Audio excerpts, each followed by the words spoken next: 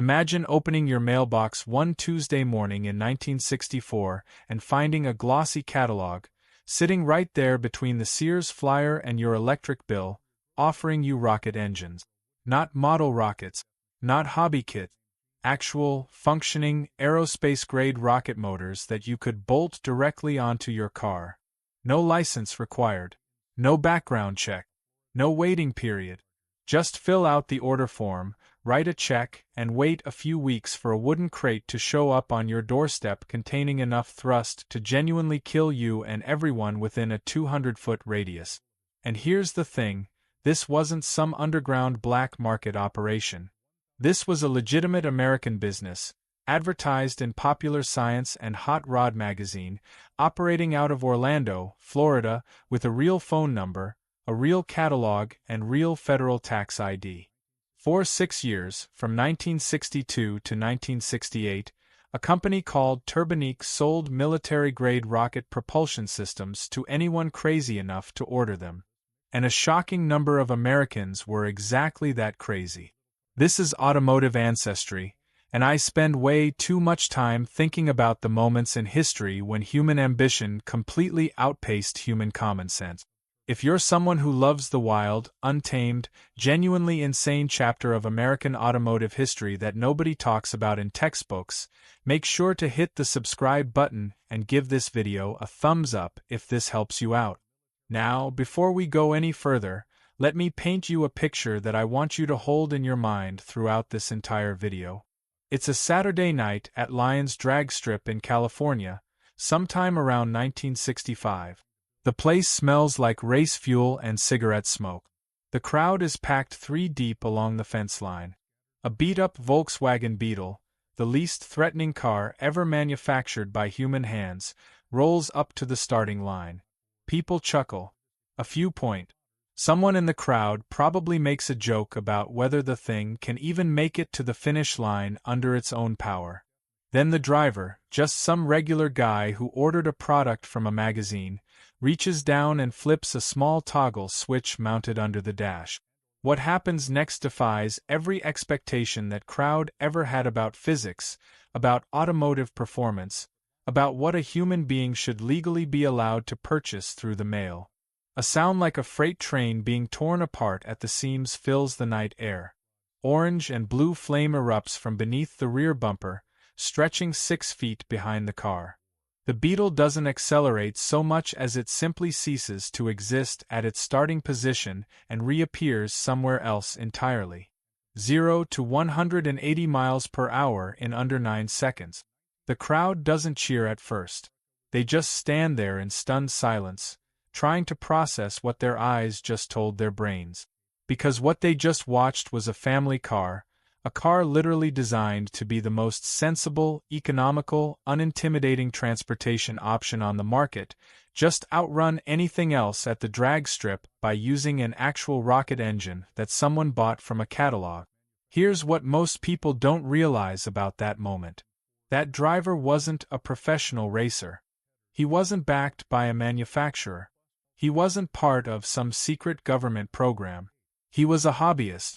A regular American guy who read a magazine advertisement, wrote a check for roughly what would be $5,000 in today's money, and received a mail-order rocket system that transformed a grocery getter into something that genuinely should not have been street legal, drag strip legal, or frankly planet Earth legal in any meaningful sense. This is the story of Turbonique Incorporated, the most dangerous performance company in the history of American automotive culture. A company that operated in a specific, narrow, almost impossibly convenient window of time when the government had developed sophisticated rocket technology but had not yet developed the common sense to regulate who could buy it. A company whose products killed customers, maimed bystanders, scattered wreckage across drag strips from Florida to California, sent its founder to federal prison, and left behind a paper trail of singed documentation, legal nightmares, and some of the most spectacular high-speed footage ever captured on 8mm film. A company that, when you look at it honestly and completely, represents something deeply, fundamentally, almost poetically American. The absolute certainty that if something is worth doing, it is worth doing with significantly more thrust than any reasonable person would recommend. To understand how we arrived at mail-order rockets being sold to teenagers through magazine advertisements, we need to go back to 1962.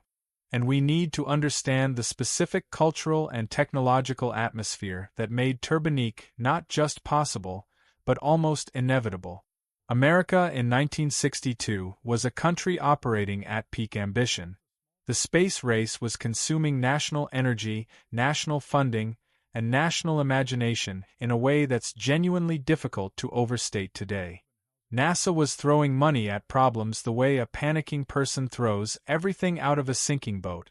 Cape Canaveral, sitting right there on Florida's eastern coast, had become the center of America's technological universe. And surrounding it, in cities like Orlando and Titusville and Cocoa Beach, entire ecosystems of aerospace engineering talent had assembled. These were people who spent their working days designing combustion chambers, calculating thrust vectors, and solving problems that would have seemed like science fiction 20 years earlier. Eugene Middlebrooks was one of those people. He was a legitimate aerospace engineer working on legitimate rocket projects in the legitimate service of making America win the space race. But Middlebrooks had something that distinguished him from his colleagues, a particular kind of restless, boundary-ignoring imagination that looked at sophisticated military rocket technology and asked a question that probably only he was strange enough to ask. What if we put this on a car? Now, you might be thinking that this sounds like the beginning of a joke. And look, in some ways it absolutely is. But here's the thing. Middlebrooks wasn't a garage tinkerer or a backyard experimenter. He was a trained engineer with genuine expertise in propulsion systems. When he founded Turbonique Incorporated in Orlando in 1962, he wasn't guessing about the physics. He understood exactly how these systems worked. He understood the thermodynamics, the material requirements, the failure mode. He understood all of it. He just, made some fairly significant choices about how much of that knowledge to share with his customers before shipping them rocket engines in wooden crates. The hot rod scene that Middlebrooks was targeting was itself in the middle of a technological revolution. Drag racing had exploded from a dangerous underground activity into a legitimate organized sport with official tracks, timed runs, and growing prize money. The factory horsepower wars were raging, with Chevrolet's 409, Ford's 427, and Chrysler's legendary 426 Hemi all competing for supremacy. Aftermarket companies were making serious money selling superchargers, radical camshafts, aluminum heads, and racing fuel systems. Everyone was chasing the same goal through the same basic approach. Take an internal combustion engine and make it burn more fuel more efficiently. Middlebrooks looked at this entire ecosystem and saw an opportunity that nobody else could see, because nobody else had his specific combination of aerospace engineering knowledge, entrepreneurial ambition, and apparent disregard for what we might generously call conventional risk assessment. While everyone else was fighting over incremental horsepower gains, he could offer something categorically different. Not more of what everyone else was selling. Something from an entirely different technological universe. Real rocket power, available by mail to anyone with a checkbook. The first product Turbonique brought to market was the Turbine supercharger, and calling it a supercharger was technically accurate in the same way that calling a nuclear submarine a boat is technically accurate.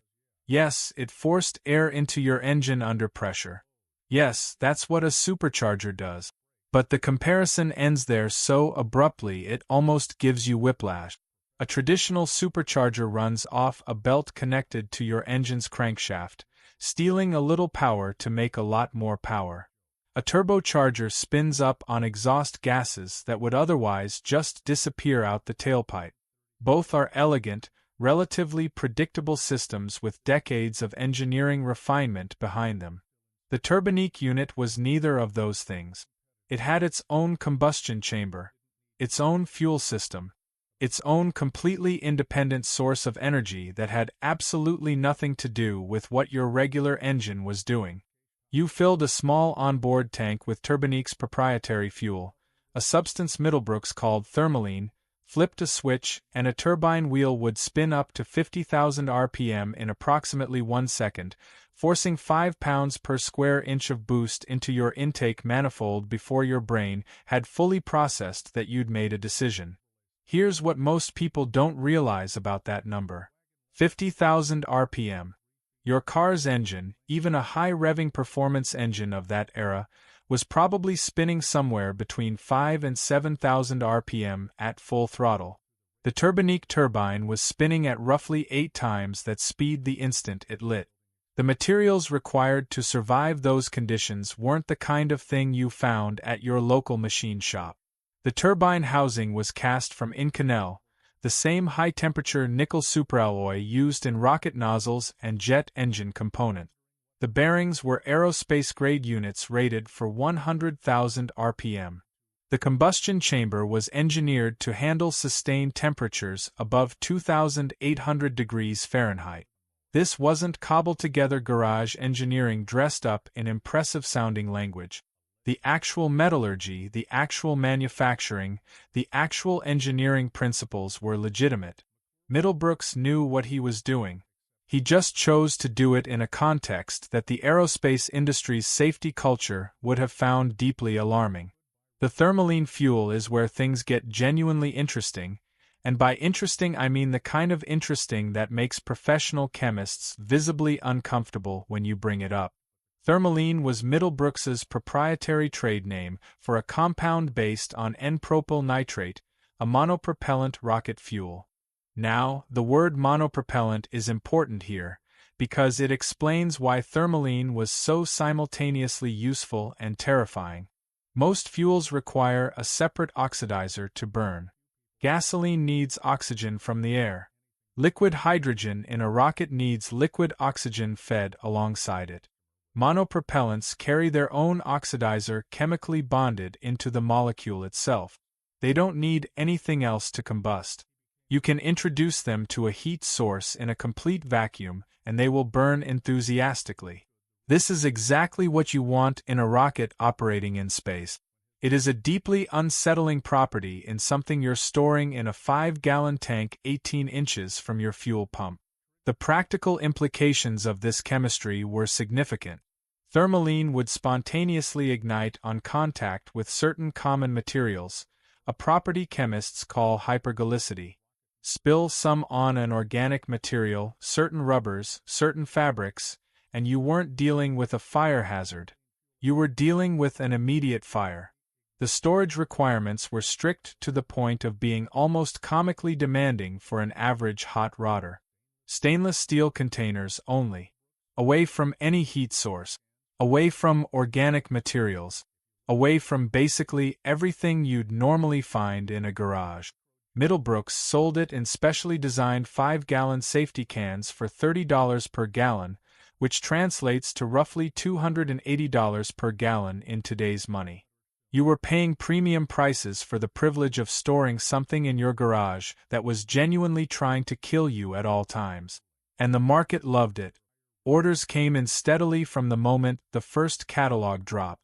But the supercharger, dangerous as it was merely the opening act.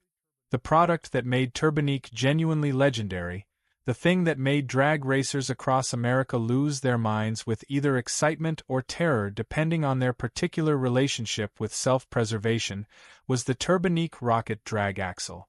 And I want to be precise about what this product actually was, because I think sometimes the description gets softened in the retelling and loses the full impact of its insanity. This was not an add-on. This was not a modification to your existing drivetrain. This was a complete replacement for your car's entire rear axle assembly, differential, axle shafts, and everything connected to them, with a self-contained rocket propulsion system that delivered 1,300 horsepower for approximately 5 seconds. You remove your car's rear end completely. Every piece of it. Then you bolt in this unit, which looks like a conventional rear axle from a distance but contains, in its center section, a functioning rocket motor. The rocket produces 130 pounds of continuous thrust from the moment you flip the switch to the moment the propellant runs out. That thrust is transmitted directly to the rear wheels through a specially designed coupling system. No clutch, no transmission, no torque converter. Just direct, instantaneous, unfiltered rocket thrust applied to the pavement. For reference, and I genuinely want you to sit with this comparison for a moment, the most powerful production car engine available in 1965 was the Chrysler 426 Hemi, which produced 425 horsepower. The Turbonique drag axle produced 1,300. In a bolt-in package that you ordered from a magazine. The whole unit weighed 100 pounds. This is where it gets really interesting, because the physics of what happens when you apply rocket thrust to a vehicle creates an effect that even many engineers find surprising when they first encounter it. Thrust and horsepower are related, but they're not the same thing. Horsepower is actually thrust multiplied by velocity, which means that as the car gets faster, the effective horsepower being produced by a fixed thrust level keeps climbing. At 60 miles per hour, those 130 pounds of thrust were producing roughly 650 horsepower. At 120 miles per hour, the same thrust was delivering 1,300 horsepower. At 180 miles per hour, which some Turbonique-equipped cars actually achieved in competition, the unit was producing somewhere approaching 2,000 horsepower. The faster you went, the more power you had. It was a self-reinforcing acceleration loop that only terminated when one of three things happened. You ran out of Thermolene, you ran out of drag strip, or something on the car decided it had endured enough and expressed that opinion through rapid, unscheduled disassembly. The installation process, according to Middlebrooks's documentation, was straightforward enough for a competent amateur mechanic. The kit came with detailed instructions, drilling templates, chassis reinforcement recommendations because yes, your stock 1960s unibody was not engineered with rocket thrust loads in mind, and even suggestions for upgrading your front brake. That last recommendation carries a certain dark poetry when you think about it. Middlebrooks was thoughtful enough to note that since your rear brakes were now occupied being a rocket platform, your front brakes were carrying the full stopping responsibility for a car that could reach 180 miles per hour. He at least mentioned it. Whether customers acted on that advice was, as they say, on them. The propellant tank held approximately 5 gallons of Thermolene, enough for a 5-second burn. A high-pressure nitrogen bottle, also included in the kit, provided the feed pressure to push propellant into the combustion chamber.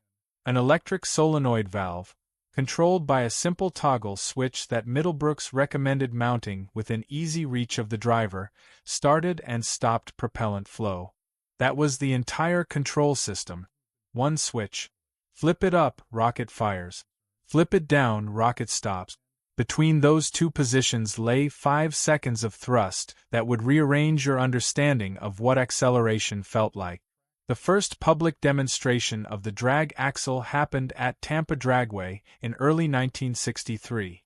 Middlebrooks drove a 1963 Chevrolet station wagon, a vehicle whose standard purpose was transporting children and groceries, that he had fitted with a complete drag axle system. The crowd assembled expecting entertainment of the unintentional variety. What they witnessed instead was something that none of them had a proper framework to process. The station wagon left the starting line with its front wheels 3 feet off the pavement, rocket flame visible beneath the rear bumper, and covered the quarter mile in 9.36 seconds at 146 miles per hour. Professional top fuel dragsters of that same era were running comparable times after years of development and unlimited budget. Middlebrooks had matched them with a family hauler and a mail-order rocket. The story traveled through the racing community at a speed that would have impressed even the drag axle. Word spread the way only truly spectacular news spreads in a tight-knit community, person to person, track to track, with each retelling adding another layer of disbelief. Racers who heard the Tampa story secondhand assumed it was exaggerated. Then they saw the timing slips. Then they saw the 8mm footage, grainy and slightly overexposed the way all genuinely historic moments seem to be captured on film, showing a station wagon launching off the line like something had gone catastrophically wrong in the best possible way. And then they did what Americans have always done when confronted with something simultaneously dangerous and exciting. They reached for their checkbooks. The Turbonique catalog, which Middlebrooks wrote himself in a voice that mixed legitimate technical specifications with the breathless enthusiasm of a carnival barker, started moving product at a pace that surprised even its creator. The copy was remarkable for its confidence. Leap ahead of competition with rocket power, one advertisement proclaimed in bold type that felt almost understated given what it was actually promising. Another ad guaranteed no warm-up needed, full power instantly, leave them wondering what happened.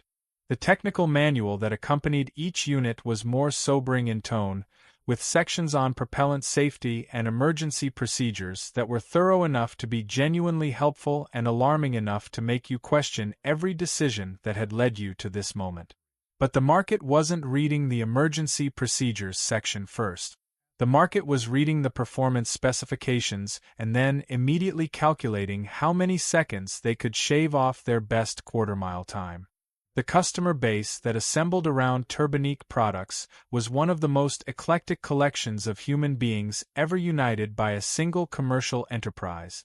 You had professional drag racers who saw rocket power as a legitimate competitive tool and approached it with the same methodical seriousness they brought to every other aspect of their racing programs.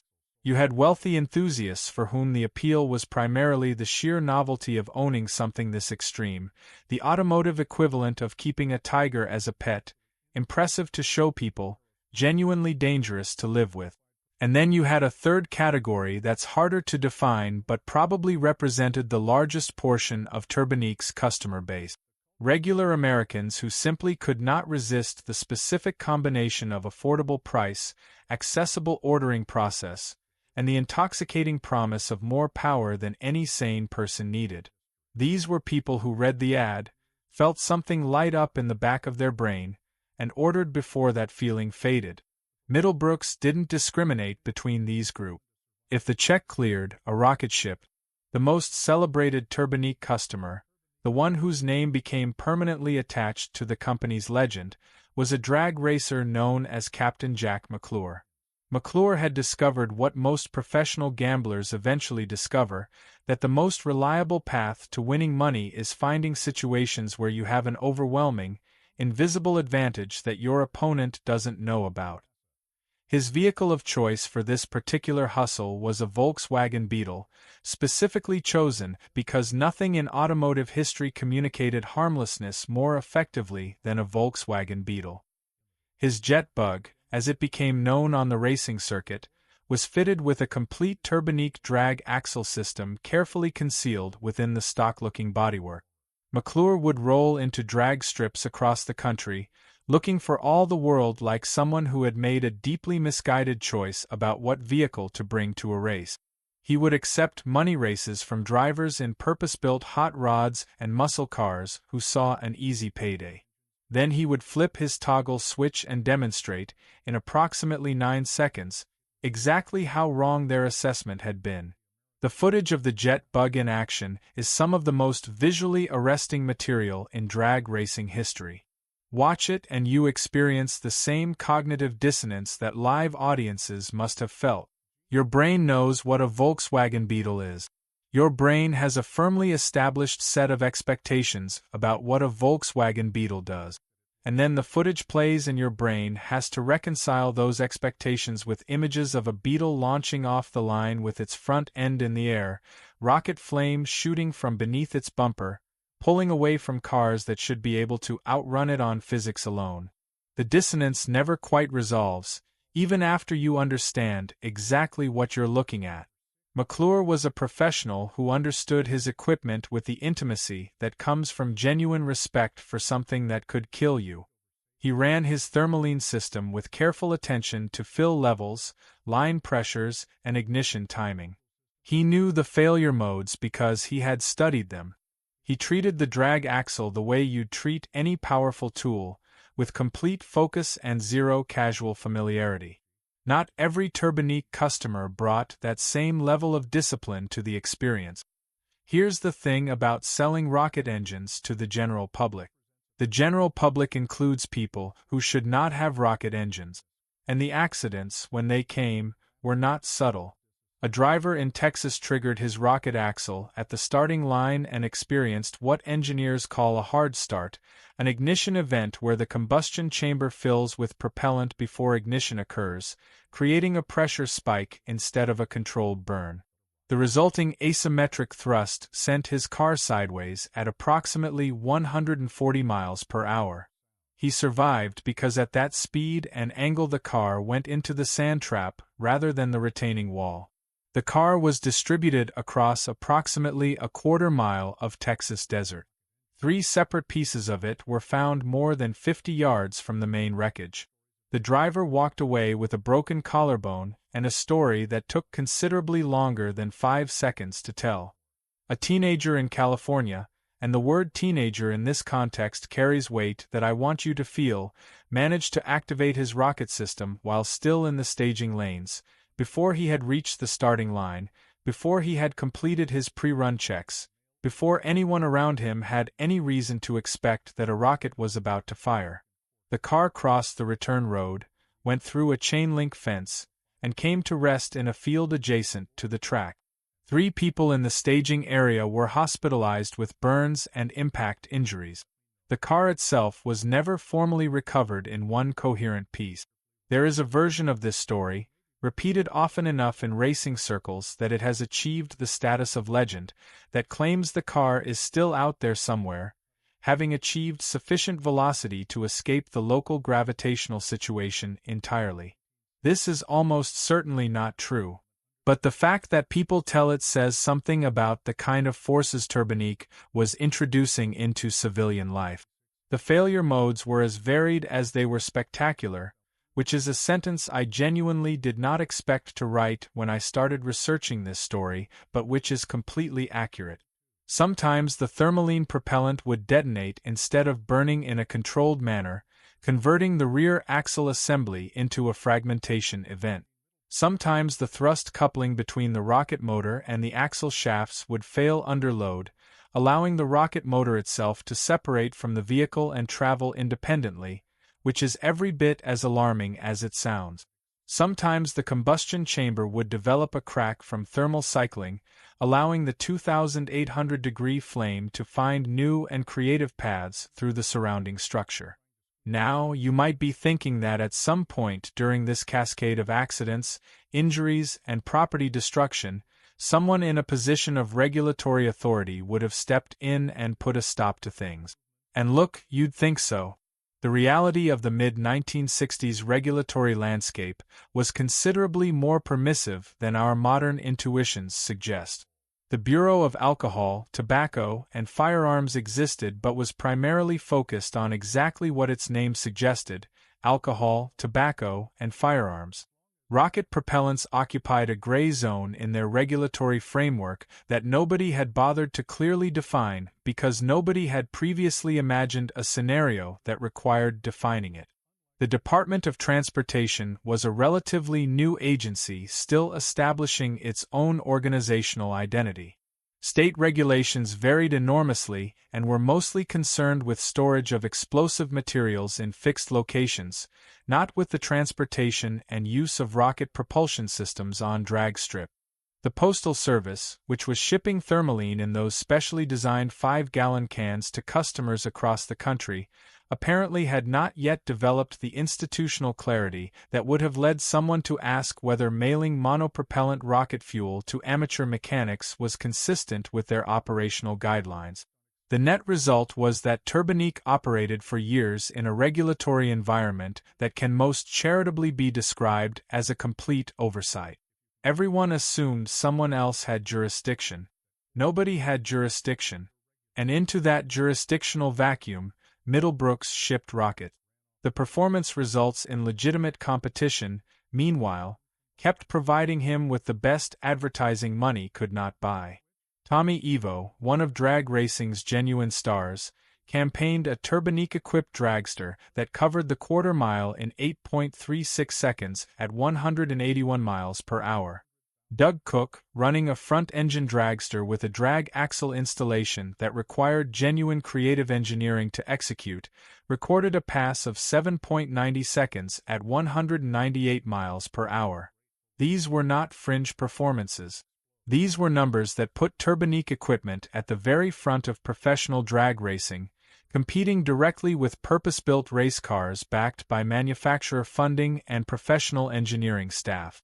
The catalog expanded as Middlebrooks grew more confident in both his engineering and his market. By 1965, Turbonique was offering a product line that read like a wish list compiled by someone whose risk assessment center had been surgically removed. The Turbine supercharger now came in multiple configurations. The baseline unit delivered 5 pounds per square inch of boost, enough to add meaningful power to any engine. The DS28 variant cranked that up to 15 pounds per square inch, a level of forced induction that would blow the head gaskets clean off most stock engines and probably rearrange the internal architecture of quite a few performance builds. There was the AP2, a marine application unit designed specifically for boats, because apparently the experience of hurtling across water at speeds your hull was never designed to sustain while sitting on top of a tank of monopropellant rocket fuel was a market segment Middlebrooks felt needed serving. He even offered a rocket-powered helicopter auxiliary rotor system, which was exactly as insane as the words make it sound. You would strap small rocket motors to the tips of a helicopter's rotor blades to provide additional power during takeoff and climbing. The Federal Aviation Administration, which had been notably quiet about Turbonique's ground-based products, actually did take notice of this particular offering. There are limits, apparently, even in the 1960s, and selling rocket-augmented helicopter components to private pilots found one of them. But the product that best captured the pure, distilled essence of what Turbonique was about, the item that most clearly demonstrated the gap between what Middlebrooks thought was a reasonable consumer product and what the rest of civilization would consider acceptable, was the Microjet series. These were complete, self-contained jet engines small enough to hold in your hands. The T-16 Microjet produced 240 pounds of thrust and weighed 12 pounds. 12 pounds. You could carry it in a backpack. It was officially marketed for experimental aircraft applications, light home-built planes where additional thrust might be desirable. Everyone involved in both the selling and buying of these units understood that experimental aircraft was a polite fiction. These engines were going on go-karts, and the engineering inside them was, once again, genuinely impressive in a way that makes the insanity of their application even more striking. The combustion chambers used film cooling, a technique where a thin layer of unburned fuel is directed along the chamber walls, creating a thermal barrier between the 2000-degree combustion gases and the metal structure. This is a real aerospace technique used in real rocket engines and real jet turbines. The turbine wheels were investment cast from Hastelloy X, a nickel-chromium-molybdenum superalloy developed specifically for high-temperature aerospace applications. The fuel injectors used sapphire orifices, tiny precision openings made from synthetic gemstone that could meter propellant flow accurately at extreme pressures without eroding. This was legitimately sophisticated technology, the kind of thing that took decades of materials science and manufacturing innovation to develop. And Middlebrooks was installing it in engines that people strapped to go-kart frames and drove in open field. The go-kart application deserves its own moment of examination because it represents perhaps the purest expression of Turbonique's fundamental proposition. Middlebrooks offered a complete rocket go-kart kit. Not just an engine, a complete vehicle. The frame was professionally fabricated from chrome moly steel tubing, properly welded, structurally sound. The integrated rocket motor produced 600 pounds of thrust. The total vehicle weight, with motor, frame, fuel system, and all necessary hardware, was 150 pounds. Let me walk you through the math on that, because the math is where this stops being funny and starts being genuinely alarming. 600 pounds of thrust moving 150 pounds of vehicle mass produces an acceleration of approximately 4 Gs. 4 times the force of gravity. Fighter pilots pulling 4 Gs wear specialized pressure suits and sit in carefully engineered seats with restraint systems designed to keep blood flowing to their brains. Turbonique's rocket go-kart offered you a tube steel frame, whatever you happened to be sitting on, and the structural integrity of your own grip strength. The promotional photographs showed children sitting in these carts.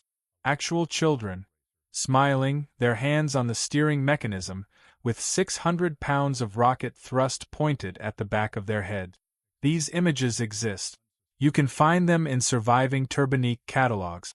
They represent a moment in commercial marketing that could not be more different from our current reality if it had been generated by artificial intelligence programmed to create the most alarming product photography imaginable. By 1965, Turbonique had evolved from a one-man engineering project into a genuine commercial operation. The company employed a small staff, operated from a real facility with manufacturing equipment and dedicated testing areas, and was shipping dozens of units per month to customers across the country. The test facility, where Middlebrooks and his team would fire rocket motors during development, became a source of ongoing tension with the surrounding community. Neighbors complained about the noise, which was substantial. They complained about the visible flames, which were frequent.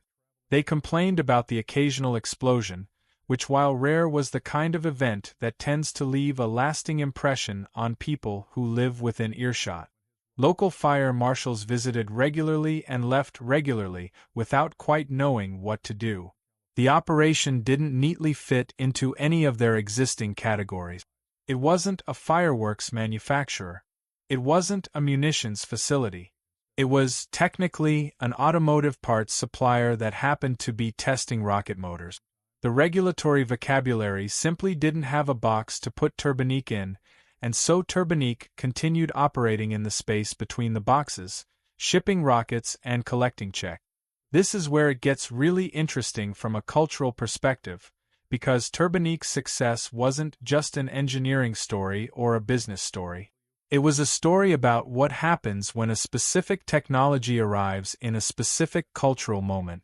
The early 1960s American hot rod community was defined by a single, overriding cultural value: speed. Not safety. Not efficiency. Not environmental responsibility. Speed. Pure, simple, measurable speed. Quarter-mile elapsed time and trap speed were the currencies of status. Everything else was secondary. Into this culture, Middlebrooks introduced a technology that delivered speed in quantities that dwarfed anything previously available to private individuals. The cultural fit was so precise it almost seemed designed. Here was a community that worshipped acceleration being offered access to the most potent acceleration technology human beings had ever developed. Of course they bought it. Of course they strapped it to their cars. Of course some of them got hurt. The remarkable thing isn't that Turbonique found customers. The remarkable thing would have been if it hadn't. The racing successes continued to accumulate through 1965 and 1966, each one providing fresh ammunition for the catalog copy and fresh fuel for the growing legend. Cars equipped with Turbonique systems were setting records at tracks across the country. Spectators were showing up specifically to see the rocket cars run, paying admission not for the regular racing program but for the spectacle of controlled explosions propelling passenger vehicles at speeds that passenger vehicles were never meant to achieve. Track promoters loved Turbonique because Turbonique put paying customers in the grandstands. Spectators loved Turbonique because nothing in their experience had prepared them for the sensory assault of a rocket car launch, the noise, the flame, the visible heat shimmer, the sheer wrongness of watching a Volkswagen outrun a Corvette by 3 car lengths before the Corvette had completed its burnout. But the injuries kept accumulating too. A driver in Ohio experienced a catastrophic failure of his Thermolene tank during a run. The propellant, now released from its container and in contact with both ambient air and the superheated rocket nozzle, ignited in a fireball that eyewitnesses reported being visible from 3 miles away. The driver survived by executing the only emergency procedure available to him at that point, which was to abandon the vehicle while it was still traveling at approximately 80 miles per hour. He broke both legs in the exit and subsequent ground contact. He considered himself fortunate, a characterization that seems justified when you consider the alternative. The car burned for 4 hours. The track surface in the immediate vicinity of the fire had to be completely repaved because the sustained heat had compromised the asphalt to a depth of several inches. The insurance situation surrounding Turbonique products was exactly what a reasonable person would predict, which is to say it was non-existent.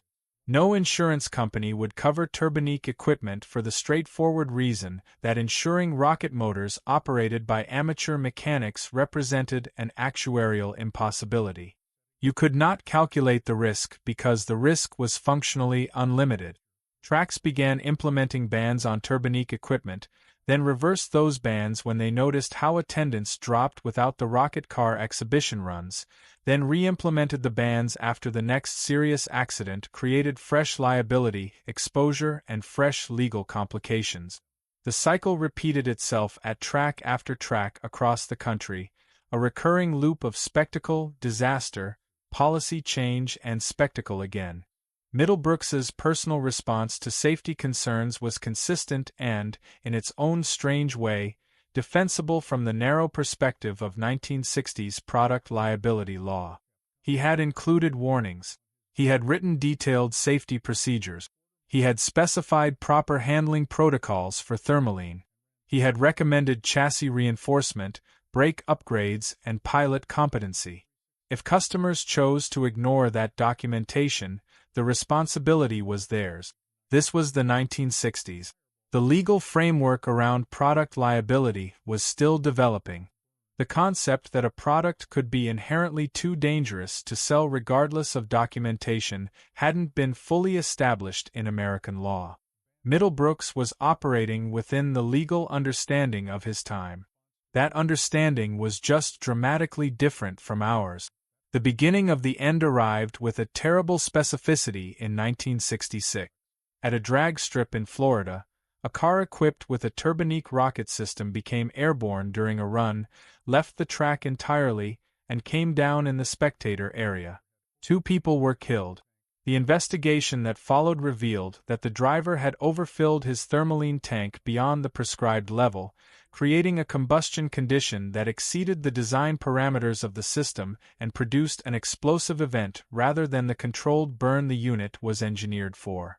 The families of the dead spectators filed lawsuits against everyone connected to the tragedy: the driver, the track operator, and Turbonique. Middlebrooks won the lawsuit on a legal technicality, a narrow procedural point that spared Turbonique from civil liability but did absolutely nothing to address the fundamental reality that 2 people were dead because a mail-order rocket had been installed by someone who didn't fully grasp the consequences of overfilling a monopropellant tank by a few ounces. The legal victory was hollow in every way that mattered. The racing community, which had been Turbonique's most enthusiastic market, began distancing itself.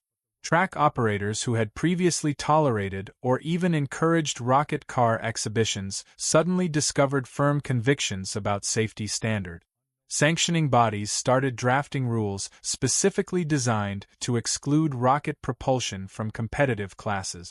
The atmosphere around Turbonique shifted from excitement to unease with the particular quickness that characterizes a community collectively recognizing that it has been participating in something it probably shouldn't have been participating in. And then the federal government arrived. Not with a single dramatic moment but with the slow, grinding, institutional inevitability that characterizes federal enforcement when it finally decides to pay attention to something it has been ignoring. The Bureau of Alcohol, Tobacco, and Firearms had, at long last, conducted a formal analysis of Thermolene and concluded that it met their regulatory definition of an explosive material. This was not a novel interpretation. It was, by any objective chemical analysis, an obvious one. And propyl nitrate is a monopropellant. It decomposes exothermically. It can detonate under confinement. By the standards that ATF applied to every other energetic material in the country, Thermolene had been an explosive all along. The fact that it had taken years for this determination to be formally made says something important about how regulatory attention works. Agencies respond to events, not to theoretical risk. As long as Turbonique's products were just an obscure curiosity known mainly within the drag racing community, they existed below the threshold of federal attention. Dead spectators at a Florida drag strip elevated them above that threshold with terrible efficiency. The United States Postal Service conducted its own internal review and arrived at a conclusion that was, in retrospect, embarrassingly overdue. They had been transporting monopropellant rocket fuel in standard mail shipments for years. Thermolene had traveled on postal trucks, sat in sorting facilities, been handled by carriers who had no idea they were delivering something that could spontaneously ignite on contact with organic materials. The institutional horror of that realization produced immediate policy changes and an equally immediate interest in the man who had been shipping the stuff. The Department of Transportation weighed in with concerns about completed rocket motor assemblies traveling on public highways. The Federal Aviation Administration, still nursing its irritation over the helicopter rotor rocket kit, contributed its own regulatory objections. Suddenly Gene Middlebrooks was the subject of attention from more federal agencies than most career criminals ever managed to attract. The raid on the Turbonique facility came in March of 1968. Federal agents arrived at dawn, which is how federal agents always arrive, because dawn raids carry a psychological weight that 2 o'clock in the afternoon raids simply do not. What they found inside confirmed their worst assumptions and then exceeded them. 500 gallons of Thermolene, stored in conditions that were technically compliant with Middlebrooks's own safety specifications, but that made the agents physically uncomfortable nonetheless. Dozens of completed rocket motors in various stages of assembly. Component inventory sufficient to build approximately 100 additional units. Test equipment, manufacturing tooling, and filing cabinets full of documentation that told a detailed story of exactly how many rockets had been shipped, to whom, and where. It was this last category of evidence that transformed the Turbonique case from a regulatory enforcement action into something considerably more serious. Among the customer records, investigators found evidence that Middlebrooks had been selling to foreign buyers. Some of those buyers were located in countries whose relationship with the United States was, diplomatically speaking, complicated. Whether Middlebrooks understood the geopolitical implications of these sales, or simply viewed them as additional revenue from enthusiastic customers, is a question that was never fully resolved at trial. What is clear is that the discovery moved his case from the jurisdiction of agencies concerned with domestic safety to agencies concerned with national security, and that transition did not work in his favor. The federal charges were comprehensive. Illegal transportation of explosive materials across state lines. Operating a manufacturing facility for explosive devices without proper federal licensing. Mail fraud for shipping hazardous materials through the postal system without proper declaration. Additional charges related to the foreign sales. The prosecution assembled a case that was both technically rigorous and emotionally devastating. They presented physical evidence, charred vehicle components, photographs of crash scenes, medical records documenting burns and fractures, and worse. They called witnesses who had survived Turbonique-related accidents and witnesses who had lost family members in them. They walked the jury through the chemistry of Thermolene with the kind of patient, detailed explanation that transforms abstract concepts into visceral understanding. By the time the prosecution rested, everyone in that courtroom understood exactly what N-propyl nitrate was capable of and exactly how casually it had been treated. The defense strategy was, in its own way, as audacious as Turbonique's products.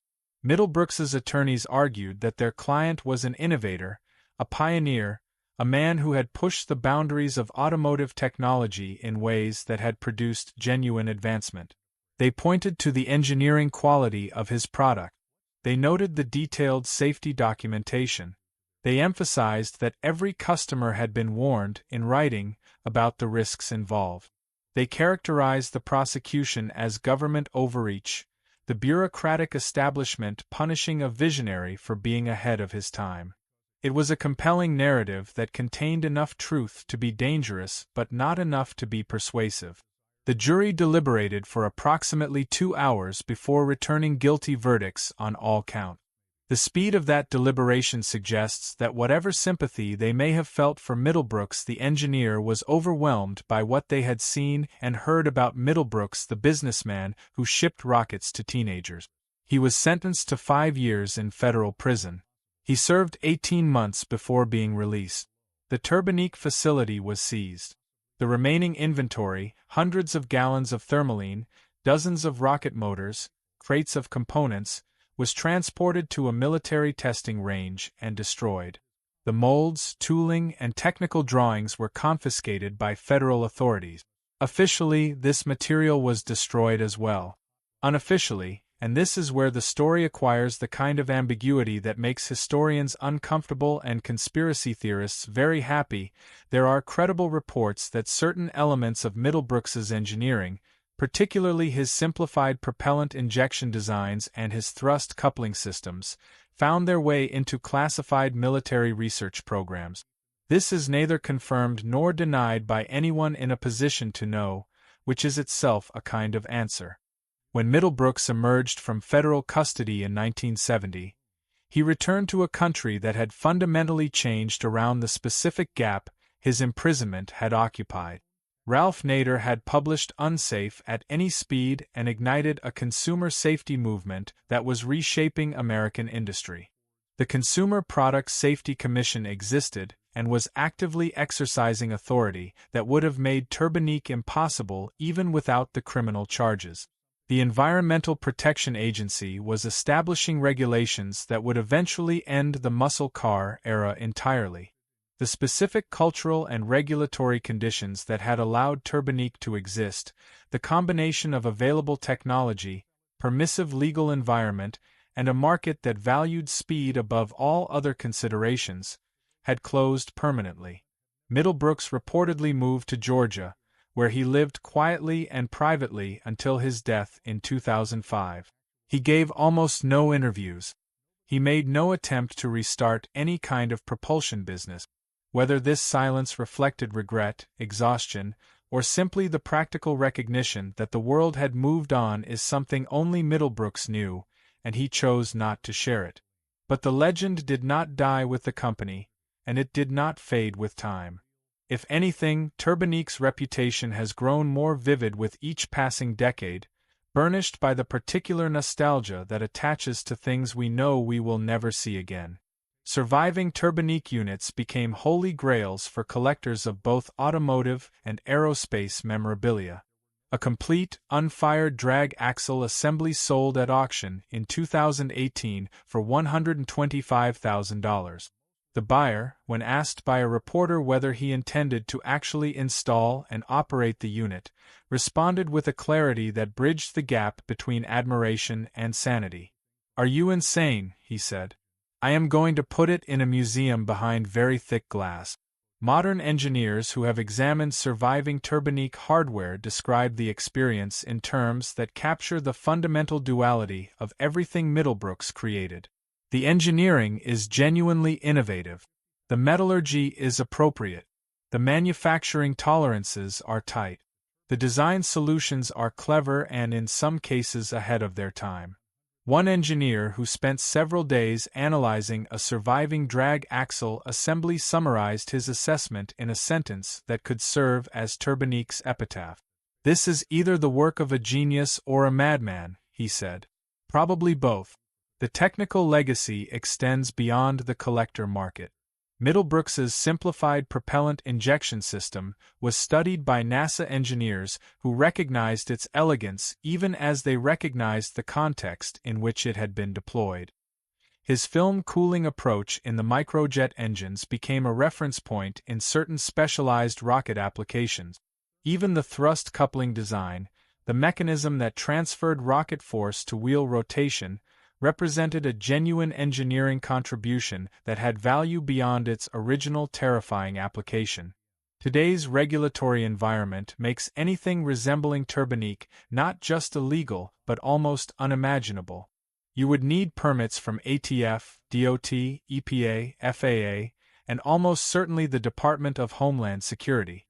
The liability insurance alone, assuming any insurer would even consider the policy, would cost more than Middlebrooks's entire company was worth.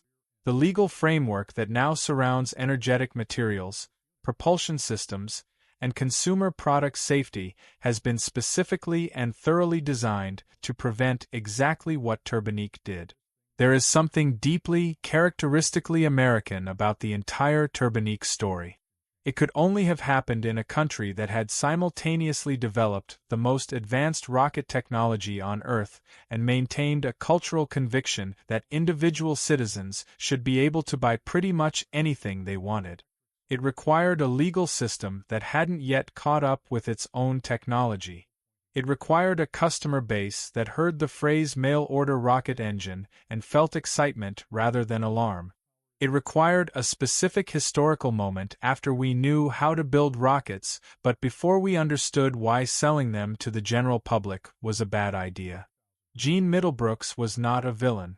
He was not trying to hurt anyone. He was an engineer who saw an inefficiency in the world and applied the tools available to him to correct it. Everyone around him was struggling to make cars faster using the same basic technology they had been refining for decades. He had access to something fundamentally better. The application seemed obvious to him. That it was staggeringly dangerous was, in his view, an engineering challenge to be addressed through better documentation and more detailed instructions. The fact that documentation and instructions could not compensate for the fundamental mismatch between military-grade propulsion technology and amateur-level mechanical competence was a lesson the market taught at considerable human cost. In our current world of 5-star crash ratings, electronic stability control, automatic emergency braking, and vehicles that will literally refuse to let you do something dangerous, there is something almost romantic about the Turbonique era. Not romantic in the sense that we should want it back. Romantic in the sense that it represents a vanished relationship between individuals and technology, a time when the boundary between what you could do and what you should do was considered a personal decision rather than a regulatory matter. Turbonique was simultaneously the worst idea and the best idea in automotive history. Worst because people died. Best because it represented something we have largely lost, the unfiltered, unregulated, completely unhinged belief that any problem can be solved with sufficient thrust. So here is to Gene Middlebrooks and Turbonique. To mail-order rockets and Thermolene explosions. To Volkswagen Beetles running 9-second quarter miles and go-karts exceeding speeds that their driver's biology was not equipped to survive. To a time when the answer to every performance question was more power and the only safety equipment was a fire extinguisher and a willingness to accept consequences. It was insane. It was dangerous. It was glorious. And we should all be profoundly grateful that it is impossible to recreate today. What is the craziest modification you have ever seen someone attempt on a car? Drop it in the comments below, and tell me whether anything you have witnessed could possibly compete with buying a functioning rocket engine from a magazine advertisement. If you enjoyed this deep dive into the most dangerous chapter in American automotive history, hit that subscribe button for more stories about engineering ambition that outran engineering judgment. Until next time, keep your thrust vectors pointed in the right direction and be thankful, genuinely thankful, that your mailbox will never contain a catalog offering you rocket engines. Picture this. It's a warm Saturday night in 1971. The grandstands are buzzing, the smell of race fuel hangs thick in the air, and two nearly identical Plymouth Cudas roll toward the beams. Same 340 cubic inch small block. Same weight. Same slicks. Same driver experience. The Christmas tree flashes down, both cars leave hard, and yet one of them consistently gets to the stripe about 0.2 of a second quicker. Not because it makes more horsepower. Not because it hooks better. Not because the driver cuts a better light. It wins because it shifts less. Here's the thing, in drag racing, we're trained to believe more is better. More power. More traction. More gears. But what if the secret wasn't adding something? What if it was taking something away? This is automotive ancestry, and I spend way too much time thinking about the strange, rule-bending innovations that changed racing forever. If you're someone who loves uncovering the hidden engineering tricks that reshaped automotive history, make sure to hit the subscribe button and give this video a thumbs up if this helps you out. Now look. A 0.2 advantage doesn't sound massive today. Modern pro stock cars separate by thousandth. But in early 70s NHRA Superstock, where fields were tightly packed and parity rules kept combinations nearly identical, 0.2 was domination. According to NHRA event data from the early 1970s, qualifying spreads in many superstock classes were often less than 0.3 from top to bottom. That means a 0.2 improvement could take you from mid-pack to nearly untouchable. Here's what most people don't realize. Every time an automatic transmission shifts, it's stealing time. Even a well-built 3-speed automatic from that era took roughly 0.15 to 0.20 seconds to complete a gear change under load. Multiply that by 2 shifts in a quarter-mile run, and you're potentially giving away 3 to 0.4 of a second just in transition moment. That's not engine time. That's not traction loss. That's pure mechanical interruption. And this is where it gets really interesting. The Chrysler Torque Flight A727 was one of the toughest automatic transmissions ever built. Introduced in the late 1950s and refined through the muscle car era, it featured a Simpson gear set with ratios of 2.45 to 1 in first, 1.45 to 1 in second, and 1.00 to 1 in third. In stock form, it could handle well over 450 lb-ft of torque. Impressive for the time. Chrysler engineers designed it for durability and smoothness. The aluminum case reduced weight after 1962, and its hydraulic valve body used a carefully balanced combination of governor and throttle pressure to manage shift timing. It was, by every conventional metric, superior to Chevrolet's 2-speed Powerglide. The Powerglide only had one shift. First gear at 1.76:1 or 1.82:1 in earlier variants, then direct drive. Simpler, lighter, less interruption. And while it wasn't as strong in stock form, racers beefed it up quickly. Suddenly, that inferior transmission had an advantage where it counted most: fewer shifts. Now you might be thinking, but more gears keep the engine in its power band. Wouldn't that be faster? In theory, yes. On paper, 3 evenly spaced gears maintain optimal RPM and maximize torque multiplication. That's what engineers design for. But drag racing isn't a highway merge. It's a brutal 10 to 12 second sprint where momentum matters more than drivability. Imagine you're sprinting 100 meters, and someone forces you to stutter step twice during the run. Even if those steps are tiny, they break rhythm. That's what a shift does. It interrupts acceleration. It creates a momentary pause while clutches apply and bands release. Multiply that interruption by 2 instead of 1, and suddenly the better transmission isn't better anymore. Herb McCandless understood this. McCandless wasn't just a racer. He was a problem solver. He studied time slips like a scientist reviews lab result. Segment time showed he was losing ground during shifts, not on launch and not on the big end. The pattern was undeniable. The car was quick, but the transmission was costing him. So he asked a radical question: what if his 3-speed only acted like a 2-speed? The NHRA rulebook required Chrysler-powered cars to use Chrysler transmissions. It did not explicitly say all forward gears had to be functional. That gray area was the crack in the door. The modification was almost shockingly simple. Remove the intermediate clutch pack, the component responsible for engaging second gear. Without it, when the transmission attempted to shift from first to second, there would be nothing to apply. Hydraulic pressure would effectively move on, and the transmission would default to third gear. First gear at 2.45:1, then straight to 1.00:1. One shift instead of two. But here's the catch. The RPM drop would be massive. A typical 1 to 2 shift might drop engine speed by around 1,200 to 1,500 revolutions per minute. A 2 to 3 shift might drop another 800 to 1,000. Combine them into a single event, and you're looking at a 2,000 plus RPM drop in one hit. That's violent. That's stressful. That's the kind of shock load engineers specifically try to avoid. McCandless didn't ignore that reality.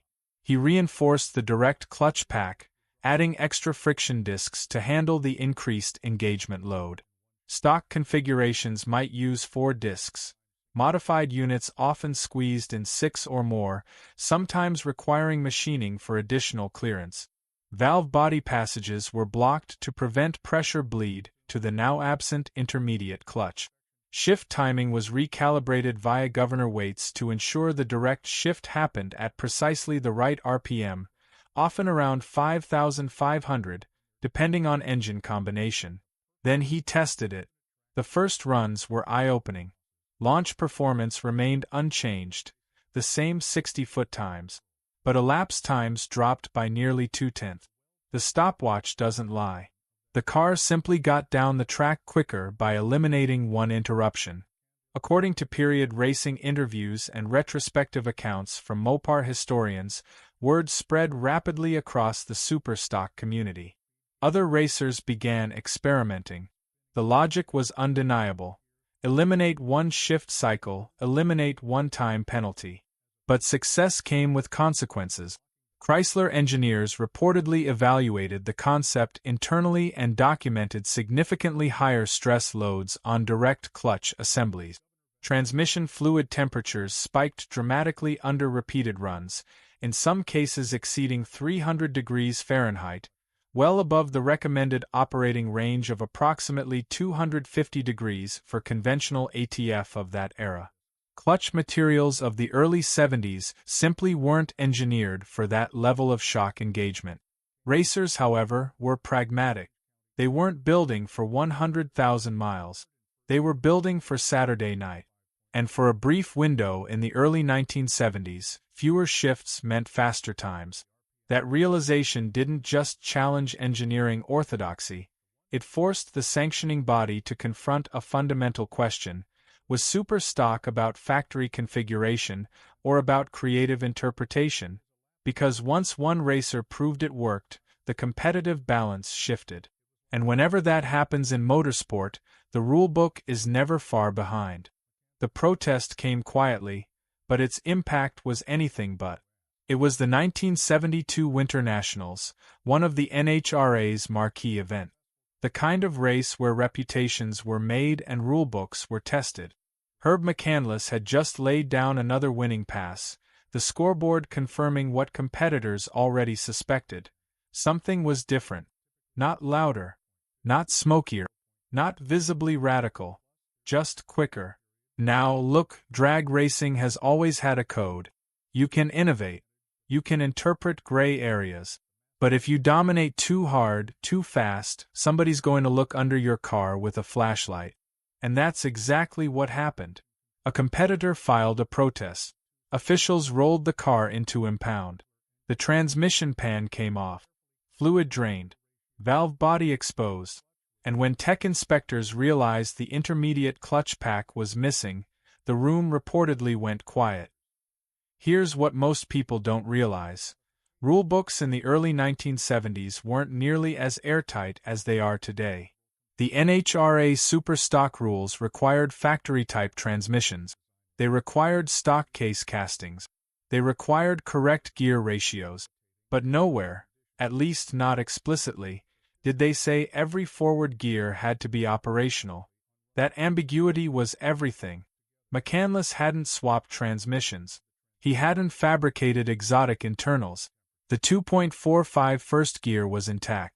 Third gear remained direct drive. All factory components, technically, were present in design. They just weren't all active. Now, you might be thinking, if it wasn't explicitly illegal, shouldn't it have been allowed? And that's a fair question. Motorsport has always walked the line between innovation and intent. But sanctioning bodies don't just enforce wording, they enforce spirit. And the spirit of super stock was factory performance. After several hours of deliberation, NHRA officials allowed McCandless to keep his win, but announced that clarification language would be added immediately. By the 1973 rulebook revision, automatic transmissions were required to utilize all forward gear ratios as designed by the manufacturer. Removal, disabling, or non-functional clutch packs were prohibited. That was it. The two-speed torque flight was effectively banned. This is where it gets really interesting. The modification hadn't just shaved time, it had exposed a deeper truth about drag racing economics. According to historical cost comparisons published in period racing magazines like Hot Rod and Carcraft, a competitive superstock engine rebuild in the early 70s could easily exceed $2,500 to $3,000. Adjusted for inflation, that's roughly $17,000 to $20,000 today. Meanwhile, modifying a torque flight into a two-speed configuration often cost under $700 in parts and labor at the time. In other words, racers could gain the equivalent of a 20 to 30 horsepower improvement without touching the engine. And that disrupted the competitive ecosystem. Because here's the thing. If one inexpensive trick suddenly makes existing combinations significantly quicker, everyone has to adopt it or fall behind. The class shifts from tuning engines to exploiting transmission loopholes. That wasn't what NHRA wanted superstock to become. So the ban wasn't just about fairness, it was about controlling escalation. Contrast that with bracket racing, which was exploding in popularity during the same era. Bracket racers weren't constrained by factory-correct mandates in the same way. They ran dial-ins. Consistency mattered more than strict originality. And guess what happened? The two-speed torque flight lived on. Outside of NHRA superstock, racers embraced it. Sportsman competitors, independent drag strips, and street racers began experimenting freely. Without sanctioning pressure, innovation flourished. Some transmission builders refined the concept further, improving clutch materials and oiling systems to handle the brutal engagement shock. Because remember, that single massive 2.45 to 1.00 shift was violent. We're talking about thousands of RPM collapsing in a fraction of a second. That kind of shock load translates into intense heat and friction. Studies on clutch friction materials from the 1970s, particularly those cited in SAE technical papers, show that friction coefficient stability drops rapidly once ATF temperatures exceed 280 degrees Fahrenheit. At 300 plus degrees, clutch fade and glazing become serious risk. That's why many two-speed conversions required upgraded coolers and higher flow pump. Some racers even experimented with Type F fluid, which had different friction characteristics compared to dextran formulations, offering more aggressive clutch engagement. Here's what most people missed at the time. This wasn't just a clever trick.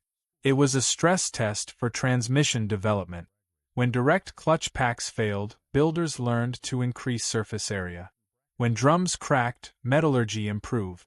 When valve bodies lagged, hydraulic circuits were refined. Many of the durability improvements that became standard in performance automatics during the late 1970s and 1980s were influenced, directly or indirectly, by lessons learned from extreme modifications like this one. In a strange way, the ban accelerated progress. Now let's zoom out. Think about the broader pattern in motorsports.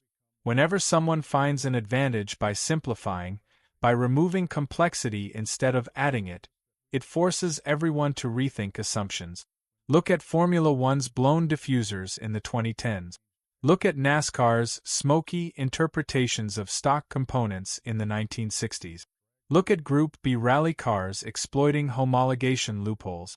Innovation often starts in the margins of rulebook, and it almost always ends with a clarification paragraph. The two-speed torque flight didn't just challenge engineering, it challenged philosophy. Engineers designed systems for balance, smoothness, longevity, efficiency. Racers designed systems for one metric, speed over a fixed distance. Those priorities aren't always aligned. Modern automatic transmissions, with 8, 9, even 10 forward gears, might seem like the complete opposite of McCandless's approach. But here's the twist: they actually validate it. According to ZF, one of the leading transmission manufacturers, modern 8-speed automatics can complete shifts in as little as 150 milliseconds under load. Dual-clutch systems can drop that to under 100 milliseconds. Some performance EV drivetrains eliminate shifting entirely. The goal is the same: reduce interruption. McCandless removed a shift. Modern engineers make shifts nearly invisible. Different methods, same objective. And that's the legacy. It wasn't just about Mopars beating Chevys. It was about identifying where time was truly being lost. It was about questioning assumptions. About asking, do we actually need this step? Look, if you're building a street car, eliminating a gear would be absurd. Fuel economy would suffer. Drivability would collapse. Longevity would be questionable. But on a quarter-mile strip where the entire mission is completed in roughly 11 seconds? Different equation. That's the part people forget. Racing is controlled extremism. You optimize for one narrow scenario and accept trade-offs everywhere else. And for a brief moment in the early 1970s, the optimal configuration for a Chrysler automatic in superstock wasn't 3 gears. It was 2. The ban didn't erase the idea, it immortalized it. Because once something gets outlawed for being too effective, it enters legend territory. It becomes part of paddock storytelling. The kind of thing veteran racers bring up decades later with a grin. Remember when we skipped second gear entirely? That's the power of ingenuity. It doesn't need to last forever to leave a mark. Here's where the story takes a turn most people never see coming. When the 2-speed torque flight was banned in superstock, a lot of racers assumed that was the end of it. Loophole closed. Chapter finished. Move on to the next trick. But that's not what happened. Instead, the engineering fallout rippled through the entire automatic transmission industry. Look, competition is pressure. And pressure exposes weaknesses. When racers started shock-loading the direct clutch pack with that massive 2.45-to-1 ratio drop, parts began failing in ways manufacturers hadn't anticipated. Direct drums cracked. Splines twisted. Input shafts showed torsional fatigue. Clutch friction material glazed or welded under extreme heat. Now, you might be thinking, isn't that proof the idea was flawed? Not exactly. It was proof the original components were designed for street durability, not quarter-mile brutality. There's a difference. According to period SAE technical papers from the early 1970s, most production automatic transmissions were engineered around expected torque curves and gradual load transitions. They weren't meant to absorb instantaneous shock spikes caused by high-stall converters and wide-open throttle upshifts under maximum traction. In fact, internal design safety factors typically assumed smooth, progressive engagement, something the 2-speed conversion completely ignored. And that's what made it such a powerful stress test. Transmission builders began reinforcing weak point. Aftermarket companies like Transgo, TCI, and later Art Cars Operation didn't just sell shift kits anymore. They developed hardened input shafts, reinforced clutch drums, and higher capacity friction pack. By the mid to late 1970s, performance torque flights and power glides routinely featured upgraded metallurgy and increased clutch counts as standard practice. Here's what most people don't realize. Some of those improvements were directly influenced by what racers learned during the two-speed experiment. When you eliminate a gear, you concentrate force. Think of it like jumping down 2 stairs instead of 1. Your knees feel it. The same principle applies mechanically. That single violent shift exposed exactly where the transmission's weakest links were. And this is where it gets really interesting. The two-speed concept also changed how racers thought about torque converters.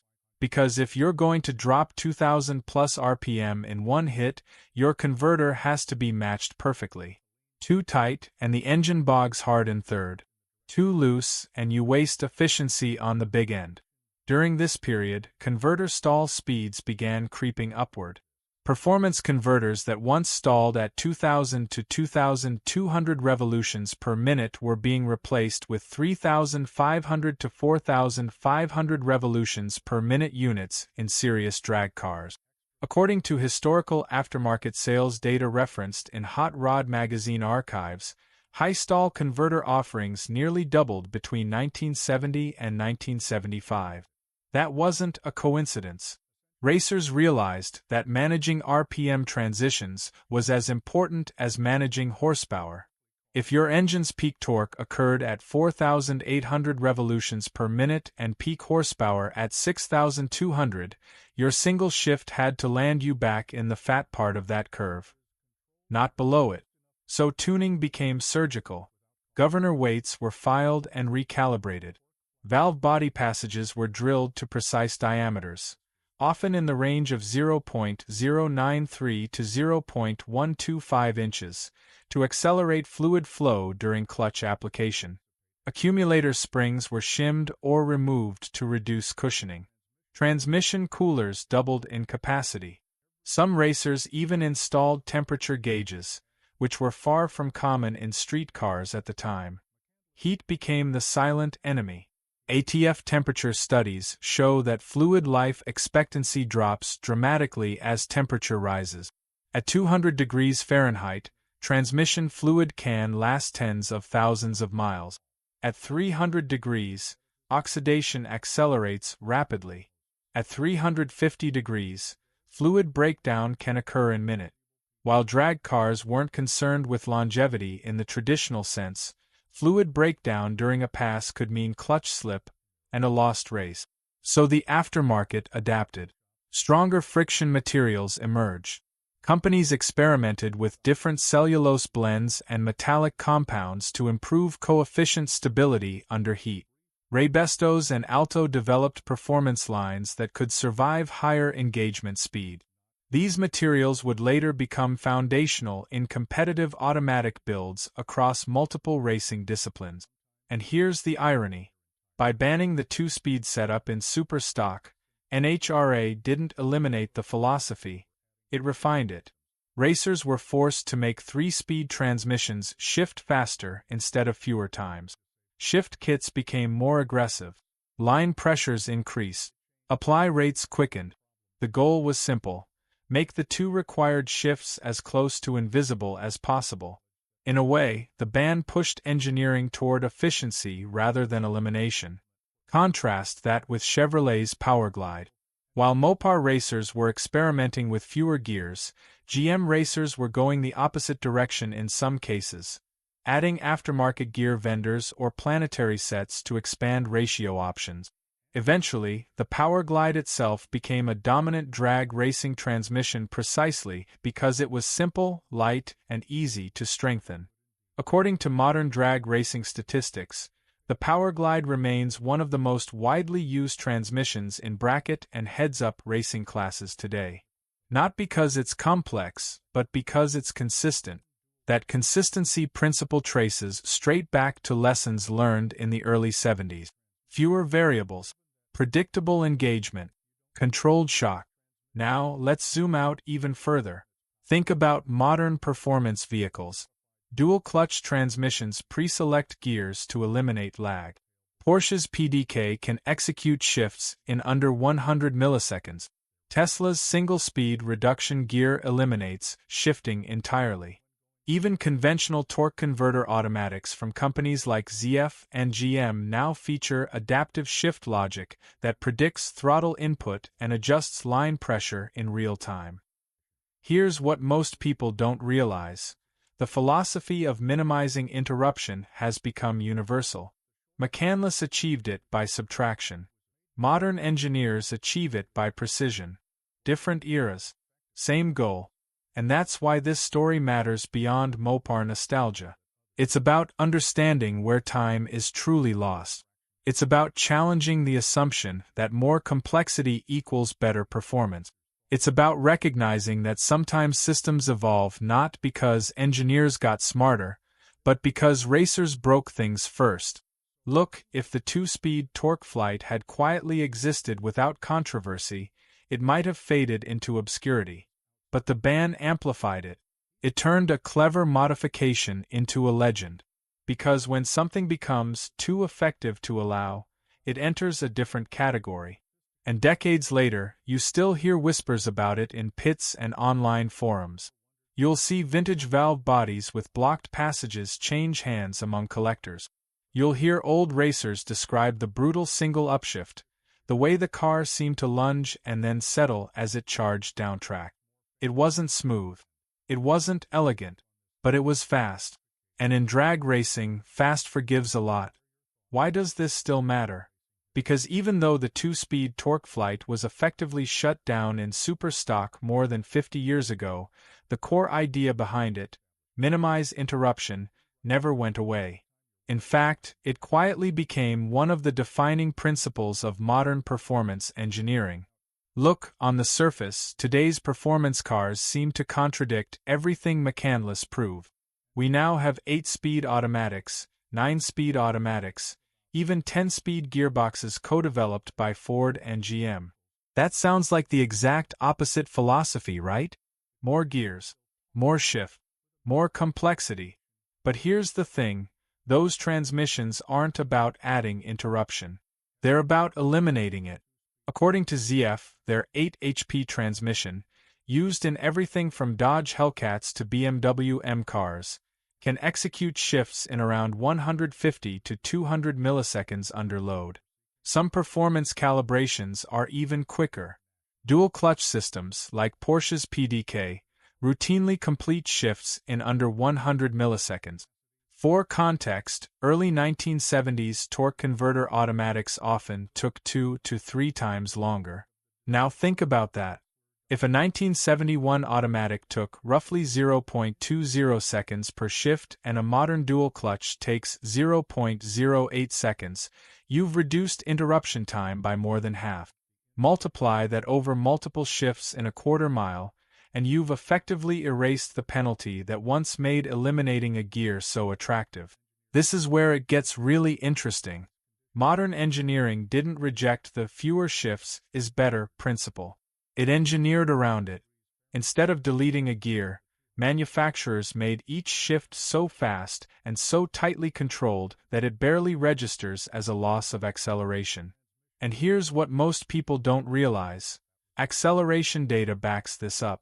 Independent performance testing by publications like Car and Driver has shown that modern 8-speed equipped muscle cars often accelerate more quickly than comparable manual or older automatic variants, even when horsepower remains similar. The reason isn't magic. It's continuity of power delivery. Faster shift. Smarter ratio spacing. Reduced torque interruption. In a way, McCandless was diagnosing a symptom. The real problem wasn't too many gears. It was too much downtime between gears. Now, you might be thinking, okay, but if zero interruption is ideal, why not just run a single-speed transmission? Great question. Electric vehicles basically do. Take the Tesla Model S Plaid. It runs a single-speed reduction gear. No shifting. No torque converter. No clutch packs. Just direct torque delivery from motor to axle. And what happens? Brutal, uninterrupted acceleration. Zero shift shock. Zero lag. That's the logical extreme of the philosophy. But internal combustion engines are different. They have narrower power bands. They need ratio multiplication to stay in optimal RPM ranges. That's why modern gas-powered performance cars rely on multiple closely spaced gears. Instead of one massive RPM drop, like the 2.45 to 1.00 jump in the two-speed torque flight, they use smaller, tightly controlled drops that keep the engine in peak output territory. Think of it like climbing stairs. McCandless skipped steps to save time. Modern transmissions use shorter steps and run up them faster. Different solutions to the same equation. And here's another layer people rarely talk about: traction. Back in the early 1970s, tire technology wasn't what it is today.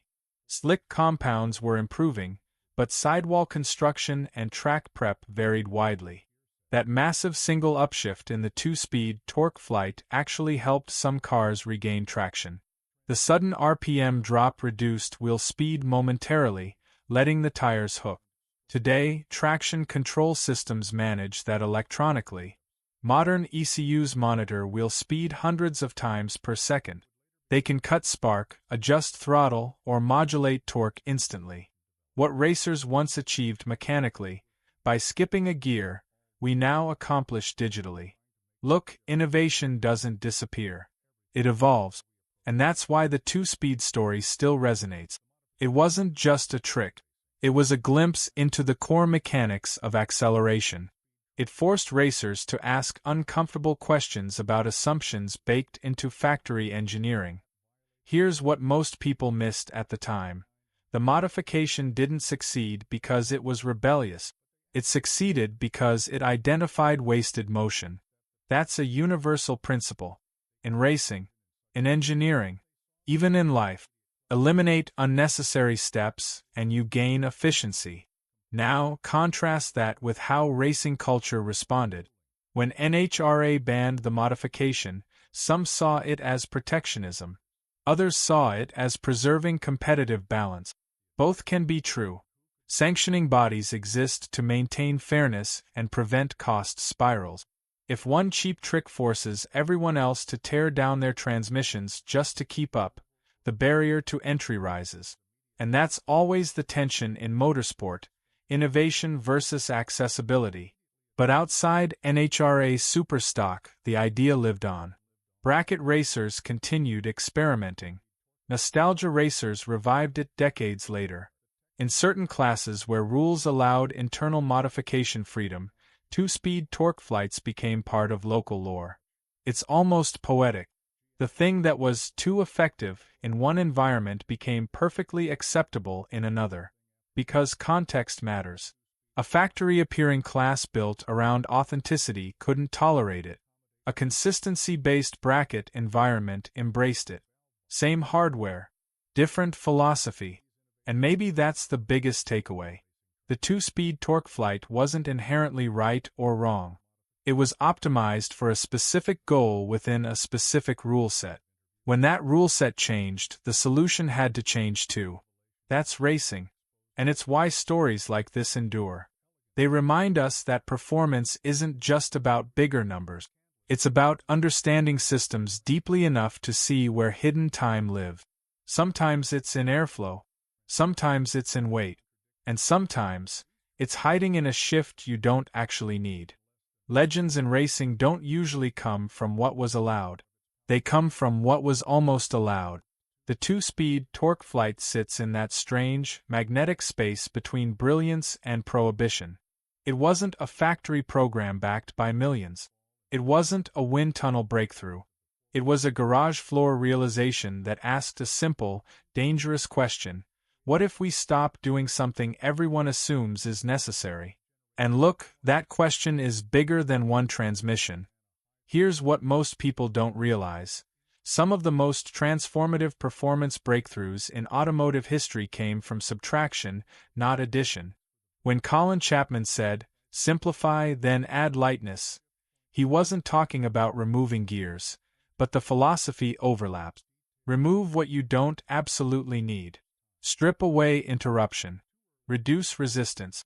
Focus the system toward its singular objective.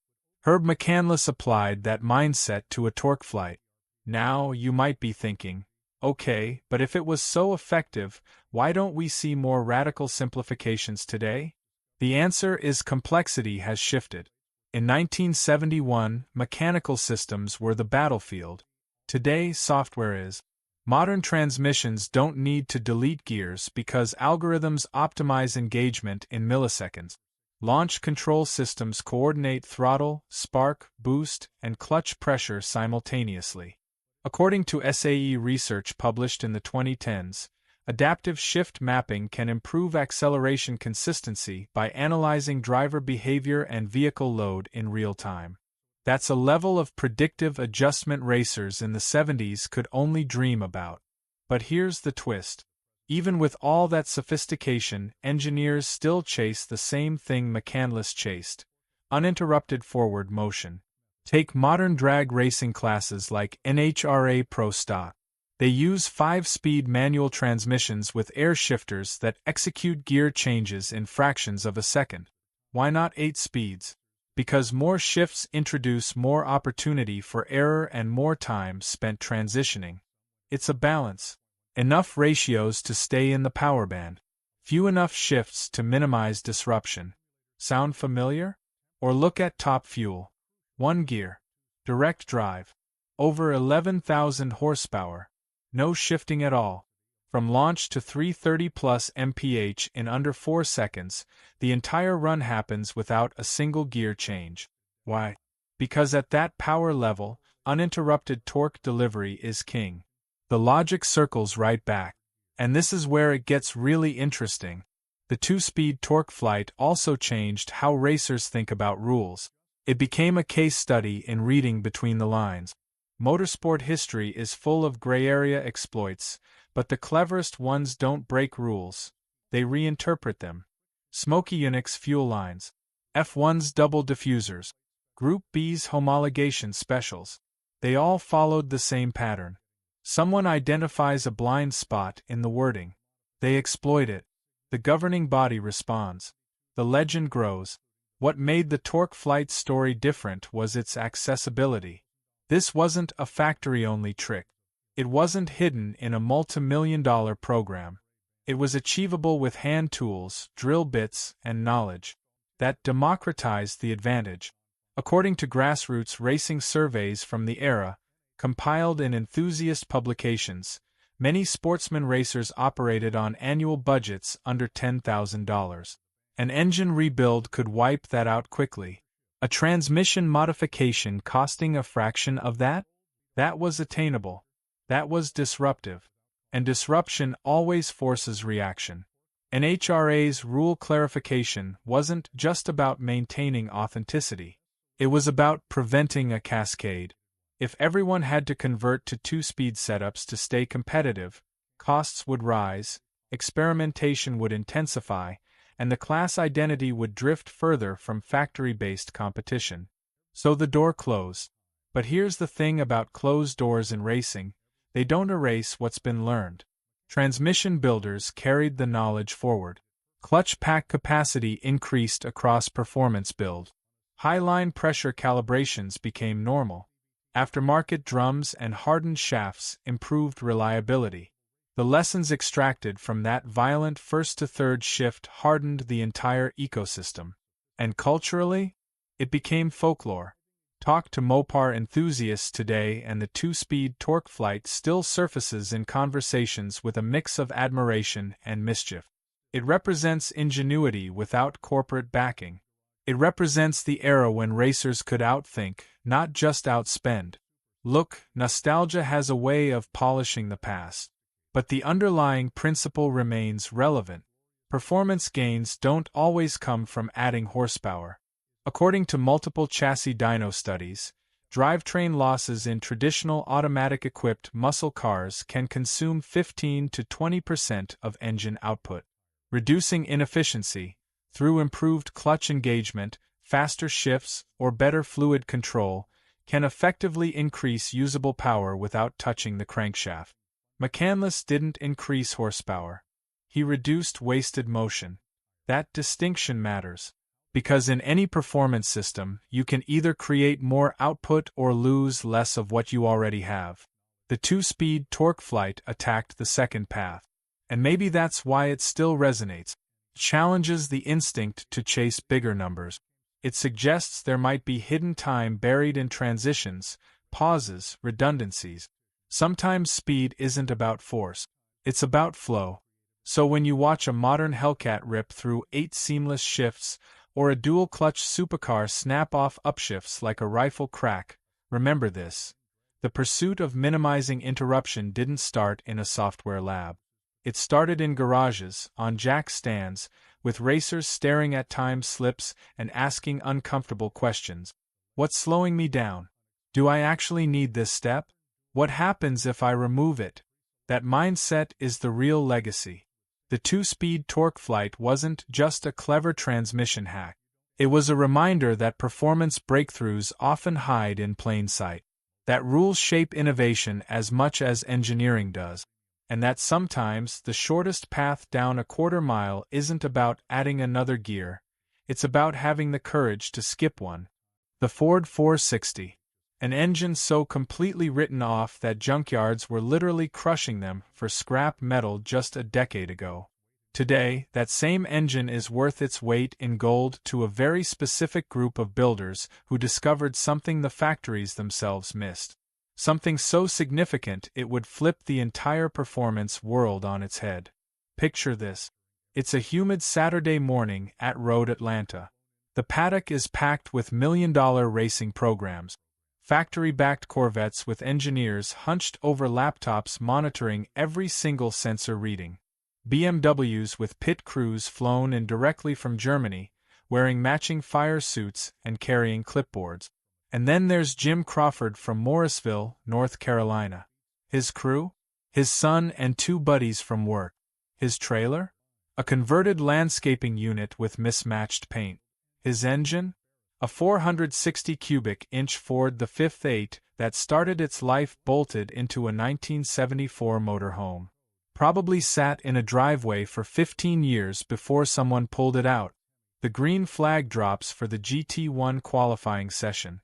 Crawford's ratty Mustang, a car that honestly looks like it escaped from a demolition derby, proceeds to lay down a lap time that beats every single factory effort on the grid. Not by tenths of a second, by full seconds.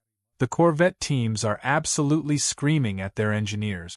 The BMW guys are checking their timing equipment, convinced something is broken. Crawford is having a beer, leaning against his converted landscaping trailer, watching everyone lose their minds. Here's the thing. This isn't a fairy tale. This isn't some feel-good story someone made up for internet click. This is a documented event that sent shockwaves through the road racing community and started asking serious questions about everything the modern performance world thought it knew about building fast, reliable engines. This is automotive ancestry, and I spend way too much time thinking about forgotten engines and the small shops that figured out what the factories missed. If you're someone who loves deep dives into real engineering stories, the kind where underdogs beat the establishment using nothing but knowledge and respect for old technology, make sure to hit the subscribe button and give this video a thumbs up if this helps you out. Because today we are going deep, really deep, into the story of Crawford Race Engines, a two-bay shop operating behind a Dairy Queen that cracked a code Ford's own engineers couldn't solve. How they took Ford's most unloved big block engine and turned it into a weapon that dominates road racing. And why what they discovered has implications that go far beyond just going fast around a racetrack. Now you might be thinking, come on, a motorhome engine beating factory race cars? That sounds like someone exaggerating at a car show. Look, I get the skepticism. I had it too. But stick with me here, because the technical reality of what Crawford discovered is more surprising than the result itself. And understanding why it works is going to change how you think about engine building entirely. To understand how a small shop in North Carolina cracked this particular code, we need to go all the way back to when the 460 was born. And I mean really understand the context because this matters enormously. It's 1967. Ford Motor Company is getting absolutely destroyed in NASCAR competition. Chrysler has the 426 Hemi pumping out 425 horsepower with remarkable reliability. Chevrolet's 427 is a proven winner with a deep development history. Ford's FE engines are maxed out, falling behind, and the racing program is becoming an embarrassment. The order came down from Henry Ford II himself: build something that wins. Cost is irrelevant. Winning is the only metric that matters. Ford assembled what they internally called the 385 Task Force. Their best engineers, given essentially unlimited budget and one singular mission: create the ultimate big block. Not just powerful, but bulletproof. Because in endurance racing, and in the NASCAR of that era with its grueling schedule, finishing first means absolutely nothing if you don't finish at all. Reliability was baked into the DNA of this project from day one. What those engineers created was genuinely revolutionary for 1968. The block used high nickel content iron, roughly 30% more nickel than standard automotive castings of the period. Now here's what most people don't realize about that decision. The nickel content wasn't primarily about strength, though that was a benefit. It was about consistency. High nickel iron machines predictably. The cutting tools last longer. The bore stays rounder throughout the machining process. Every block that comes out of the foundry is essentially identical to the last one. For a racing program building engines at scale, that consistency is everything. The bottom-end design came from a fascinating source. An engineer who had previously worked on naval destroyer engines applied ship engine principles directly to this automotive application. The result was main bearing journals measuring 3.250 inches in diameter. To put that in perspective, that's larger than many diesel truck engines. The connecting rod journals were 2.500 inches. For comparison, a small block Chevy runs 2.100-inch rod journals, and everyone in the industry considers those bulletproof. The 460 exceeded that by nearly a quarter-inch of additional journal diameter from the factory floor. But here's the genius part that almost nobody in the enthusiast community talks about, even today. Ford deliberately cast the cylinder walls thicker than structurally necessary. Not for strength reasons. For rebuilding longevity. The engineers knew racers would bore these engines out repeatedly across a competition lifetime. So they cast them with enough material to go 0.060 over stock bore, sometimes even 0.100 over, and still maintain safe wall thickness for continued operation. It was planned obsolescence running completely in reverse. They engineered them to last essentially forever under repeated rebuilding cycles. The oiling system design wasn't inspired by marine engines. It was, according to internal documents, directly copied from marine applications. Ford's Marine Division had been building big block variants for Chris-Craft and Crusader boats, engines that routinely ran at wide open throttle for hours at a stretch. Those engines used priority main oiling, meaning the main bearings receive oil pressure first, then the rod bearings, then everything else in the system. Under extreme stress loading, the bottom end never starves. The stock oil pump was rated for 9,000 revolutions per minute continuous duty. In a passenger car that would realistically never see 5,000 revolutions per minute. They massively overbuilt the lubrication system for applications that would never stress it. Then the 1970s happened. By 1973, the 460 was completely neutered to meet new emissions and insurance regulations. Compression ratios dropped from 11.5 to 1 all the way down to 8.5 to 1. The camshaft became so mild it was, as one engine builder famously described it, basically 2 steps above a broomstick. Advertised power fell from 365 horsepower to 195 horsepower. The engine became a truck hauler and honestly not a particularly impressive one. By 1982, Ford stopped installing them in passenger cars entirely. The 460's racing heritage was buried, forgotten, considered ancient history by an industry chasing smaller displacement and electronic controls. Fast forward to 2009. Jim Crawford was running a perfectly respectable business building typical small-block Chevrolet engines for local circle track racers. Good steady income, repeat customers, reliable work. But honestly boring. The same combinations, the same parts, the same performance expectations, week after week. Then one afternoon an old-timer named Harvey Mills walked through the shop door with a proposition that would change everything. Mills had spent his career as a Ford engineer during the 1960s. He'd worked specifically on the 385 program, the team that created the 460. He'd been watching modern racing for years, and something was bothering him deeply. Everyone, every serious engine builder, every factory program, every high-dollar racing operation was chasing RPM. Modern engines spinning to 8,000, 9,000, some even touching 10,000 revolutions per minute to generate competitive power numbers. And Mills, with his decades of experience, knew something fundamental that the modern builders had either forgotten or never learned. RPM is expensive, he told Crawford. Not just in money, though it absolutely is that too. Expensive in every way that matters to a racing program.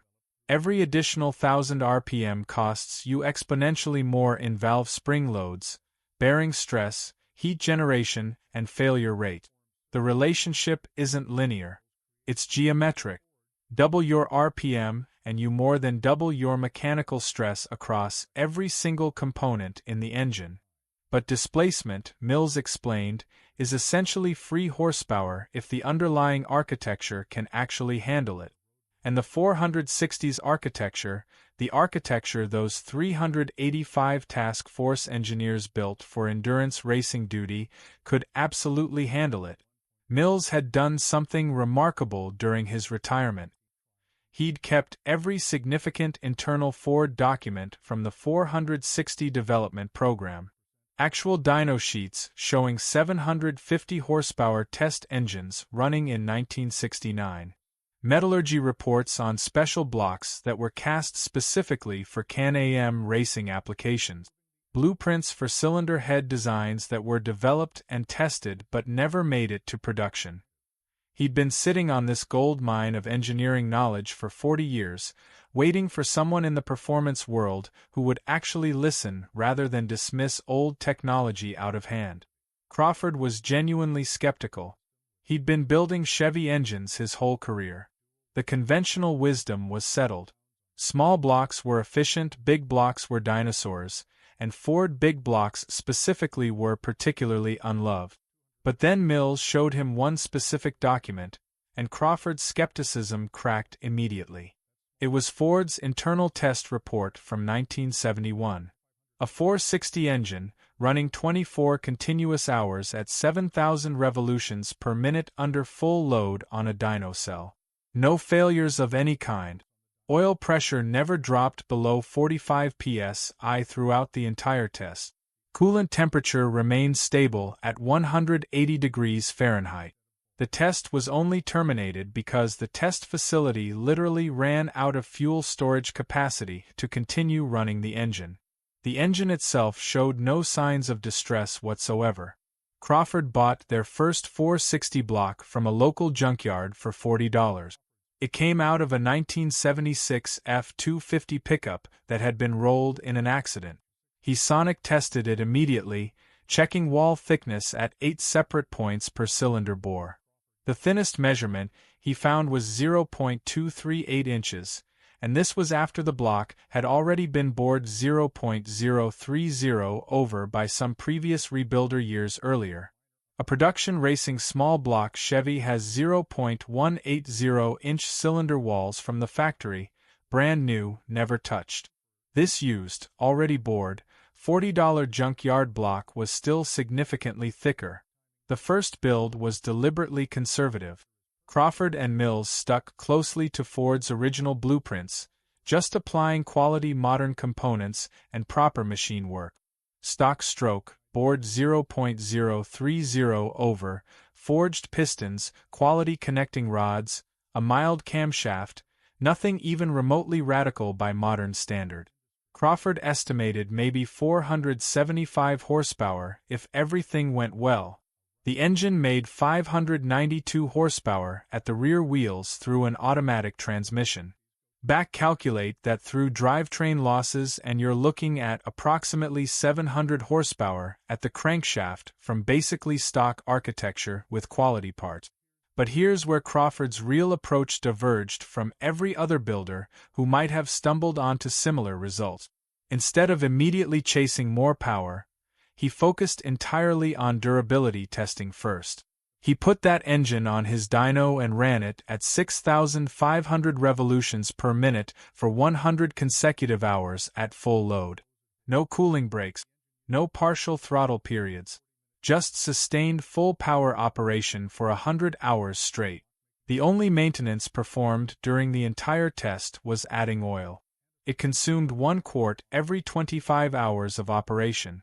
When Crawford finally pulled the engine apart after the test, the bearings looked like they had 5 minutes of run time on them. The cylinder walls still showed the original crosshatch honing marks from the machining process. Nothing had worn in any measurable way. Word traveled through the road racing community the way important information always does, through phone calls between people who take this stuff seriously. Here was an engine making 700 horsepower that would run a complete 24-hour endurance race without requiring any attention whatsoever. Crawford's phone started ringing in a way it never had before. The technical evolution of Crawford's 460 program reads like a genuine masterclass in practical engineering philosophy. He started with Ford's proven foundation, then applied modern understanding of airflow dynamics, metallurgy, and engine harmonics to optimize rather than reinvent. Every decision was driven by testing and measurement rather than theory or convention. The blocks all come from 1973 through 1976 truck applications specifically. These production years retained the thickest castings because Ford was still using the original muscle car era molds, but with reduced performance requirements. The material that would have gone into high-compression components under the original specs simply stayed in the castings as additional wall thickness.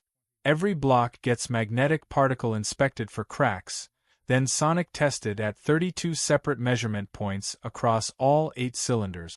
Crawford maps the complete cylinder wall thickness profile and only accepts blocks showing a minimum of 0.200 inches after boring to the target diameter. Roughly 1 block in 3 passes his standard. The rejects get sold to conventional rebuilders who don't need race-level specifications. The boring process itself is where Crawford's methods diverge most dramatically from industry standard practice. He uses a torque plate during boring to simulate the distortion caused by cylinder head bolt loading. That part is becoming more common among serious builders. But Crawford goes further in 2 specific ways that most shops don't bother with. He heats the entire block to 180 degrees Fahrenheit before and during the boring operation, simulating actual operating temperature conditions. And he uses a vacuum fixture that actively pulls the cylinders into a perfectly round condition during machining. The combined result is bores that vary less than 0.0002 inches in roundness under operating conditions. That specification is tighter than the production tolerances for Formula One engines. From a 2-bay shop in North Carolina. The rotating assembly represents what Crawford calls deliberately old-school thinking. While virtually every modern high-performance engine builder obsessively chases lightweight reciprocating components, arguing that lighter rotating mass improves throttle response and reduces bearing loads at high RPM, Crawford uses heavy forged steel cranks and heavy forged steel connecting rod. His reasoning, backed by extensive dyno and on-track testing, is that the additional rotating mass creates a pronounced flywheel effect that dramatically smooths power delivery throughout the RPM range. In road racing specifically, smooth and consistent power application means better tire loading, better corner exit traction, and more consistent lap times. A power spike hurts you. A power band helps you. The connecting rods are 6.800 inches in length, meaningfully longer than the stock dimension of 6.605 inches. This extended length reduces connecting rod angle relative to the cylinder bore centerline, which directly reduces the side loading force applied to the piston skirt against the cylinder wall. Less side loading means less friction, less heat, and less wear across the full life of the engine. The longer rods also improve the rod-to-stroke ratio to 1.7 to 1, which falls within the range most experienced engine builders consider nearly ideal for naturally aspirated performance applications. The pistons are custom forgings in 2618 aluminum alloy, a material with a thermal expansion coefficient that works particularly well in iron block applications because it expands more predictably at operating temperature. The compression height is shortened specifically to accommodate the longer connecting rods while maintaining proper deck height relationship. The ring package uses ultra-thin 1.5 mm, 1.5 mm, 3 mm dimensions that reduce friction by approximately 20% compared to traditional thick ring packages.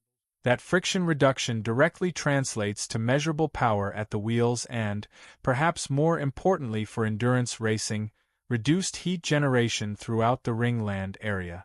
The cylinder headwork is where Crawford's accumulated knowledge produces results that frankly confuse modern engineers when they analyze them. He starts with stock cast iron production castings rather than expensive aftermarket aluminum head. The intake ports get welded partially closed, then reshaped using a design that Harvey Mills developed during the original Ford program but that never reached production. The exhaust ports get raised 0.250 inches to improve the exit angle relationship to the header collector. The combustion chambers are CNC machined to exactly 72 cubic centimeters each, creating 12.8 to 1 compression ratio with a chamber shape that's genuinely friendly to pump gasoline.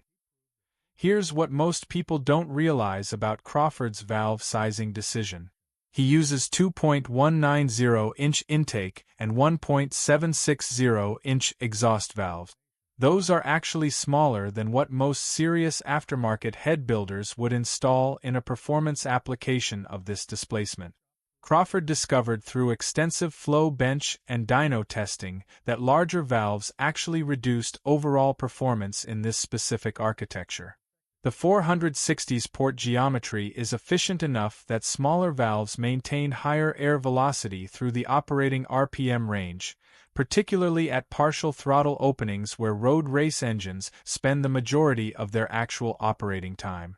Peak flow numbers on a static flow bench mean almost nothing if the engine spends most of its life at 60% throttle between corners. The valve train is engineered for absolute reliability rather than maximum performance metric. Crawford retains the stock Ford rocker shaft system, rather than converting to roller rockers or individual stud-mounted rockers. He upgrades to quality Crane Gold roller tip rockers, custom measures pushrod length for each individual cylinder to achieve perfect geometry at operating temperature, and installs dual valve springs with dampers at 170 pounds seat pressure and 450 pounds open pressure. Those spring pressures are actually lower than what modern LS-based engines run, because the 460 simply doesn't need to control valve train dynamics above 7,000 revolutions per minute the way a 9,000 revolutions per minute engine does. The camshaft specifications would generate genuine laughter from most modern engine builders if they saw them on paper without context. Crawford's preferred road racing specification runs 236 and 244 degrees duration at 0.050 inches of lifter rise, with 0.598 and 0.612 inches of valve lift. Those numbers are genuinely smaller than what many current street performance combinations use. But with 521 cubic inches of displacement operating on architecture designed for endurance racing, aggressive duration is simply unnecessary. The engine produces 650 pound-feet of torque at 3,500 revolutions per minute and carries that torque level all the way to 6,000 revolutions per minute. That is a power band, not a power spike. Road racing rewards power bands enormously. The induction system is refreshingly, almost aggressively simple. An Edelbrock Victor 460 single-plane intake manifold feeding a Holley 950 CFM carburetor. No electronic fuel injection. No engine management computer. No wideband oxygen sensors feeding closed-loop corrections. No individual cylinder fuel trims. The carburetor gets jetted once during initial dyno tuning and essentially never requires adjustment again. Crawford reports that his engines run with consistent performance characteristics from sea level to 6,000 feet of elevation, and from 20 degrees to 100 degrees Fahrenheit ambient temperature, without any tuning adjustments between those extremes. Any modern fuel injection system requires reprogramming to achieve similar adaptability. The oiling system receives targeted upgrades rather than wholesale replacement. A Melling high-volume oil pump, a Canton 9-quart road race pan with internal trapdoors to control oil movement under cornering loads, and main bearing cap studs replacing the factory bolts to improve main cap clamping stability under sustained high-load operation. Crawford drills all oil passages 1/64 inch larger than stock and carefully chamfers every sharp edge in the system to improve flow dynamic. The oil filter gets relocated to a remote mount for both easier access during endurance racing and improved oil temperature management. This is where it gets really interesting, and it reveals something fundamental about Crawford's engineering philosophy. He deliberately does not modify anything that doesn't require modification to achieve his goals. The stock timing chain and gears work perfectly fine to 7,000 revolutions per minute. The stock harmonic balancer is properly tuned for the 460's specific crankshaft harmonics from the factory and doesn't benefit from replacement. The stock water pump flows adequate volume for the engine's thermal requirement. Crawford's reasoning is straightforward. Every modification introduces a new potential failure mode. If the stock component works properly for the application, replacing it with an aftermarket part doesn't improve reliability. It only creates new opportunities for something to go wrong at an inconvenient moment. The first Crawford Racing 460 entered competition in the spring of 2010. A customer's 1970 Mercury Cougar running in NASA's American Iron class, a competitive road racing series with real talent behind the wheels. The car qualified dead last in its first session because the driver was learning a new track configuration and chose qualifying as practice time. By the end of the race, that same car had worked through the field to finish third overall and first in class, passing cars with published horsepower figures twice what the 460 was supposedly capable of producing. The engine consumed zero oil during the 40-minute sprint race. Coolant temperature never exceeded 190 degrees Fahrenheit. The driver reported that the engine felt exactly the same on the final lap as it did on the first. The cost structure of Crawford's program is what genuinely disrupts the established performance industry economics, and it's something the major racing operations really don't want discussed openly. Crawford charges $16,000 for a complete long block assembly producing 700 horsepower.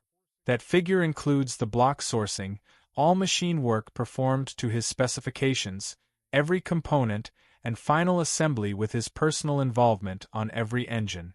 For direct comparison, a Roush Yates Ford racing engine producing similar power output costs $45,000 at minimum.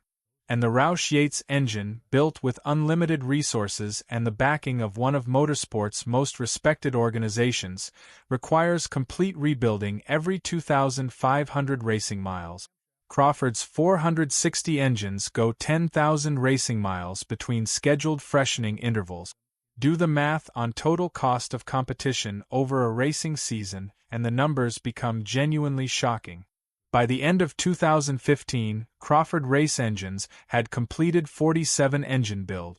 Not one of those 47 engines had suffered a mechanical failure of any kind during competition. Not a single one. In professional motorsport at any level, across any discipline, that reliability record is essentially unheard of. Formula One teams with annual budgets exceeding $400 million, according to the FIA's own cost cap regulations, plan for and expect some percentage of engine failures across a season. Crawford's shop, working out of a building that used to be an automotive muffler repair facility, had achieved a zero failure rate across 5 years of competitive operation. The racing success stories began accumulating with increasing frequency and significance. In 2016, a Crawford-powered Ford Mustang won the NASA American Iron Championship outright, beating fields that included modern Coyote 5.0 engines with all their technological advantages and LS-based combinations that dominate the class nationally. In 2017, a Crawford 460 installed in a Galaxy 500 set a new outright track record at Virginia International Raceway in the vintage racing category, a record that stood against times set by significantly newer machinery with decades more development behind them. In 2018, a Crawford-engined entry survived the full 24 hours of Le Mans endurance race at Carolina Motorsports Park, which for those unfamiliar is essentially full-contact endurance racing involving 500 cars of wildly varying quality and mechanical condition. The 460 never missed a beat across the entire event, while exotic European engines from manufacturers with motorsport pedigrees spanning decades were expiring in spectacular and expensive fashion throughout the race. The most consequential achievement arrived in 2019. A professional Trans Am team approached Crawford about building an engine for their TA2 class Ford Mustang campaign. TA2 class regulations mandate spec-sealed engines, meaning all competitors run identical, externally identical, power plants. But the rulebook contains a provision allowing alternative engines if the competitor accepts a predetermined weight penalty calculated to theoretically equalize performance. The team's analysis suggested that a Crawford 460 restricted to 525 horsepower output would more than compensate for the weight penalty through superior torque characteristics and dramatically improved reliability. Their race weekend costs would also drop substantially. The first race out, they didn't just win, they dominated. The 460 pulled measurably harder exiting every corner on the circuit, used significantly less fuel than the spec engines, ran cooler temperatures throughout the race, and required absolutely zero mechanical attention between qualifying and the race. Other teams with the sealed spec engines were performing valve adjustments between every session. Some reported burning a quart of oil per hour of racing. The Crawford 460 consumed nothing and needed nothing. The sanctioning body received immediate protests from essentially every other competitor in the class. How could a 1960s-era engine architecture be faster than purpose-built modern racing engines? Officials conducted a complete dynamometer test of the engine. It produced 522 horsepower, comfortably under the 525 horsepower limit. They disassembled the engine completely, looking for any specification that violated Crawford's submitted documentation, which he had provided to officials in complete detail.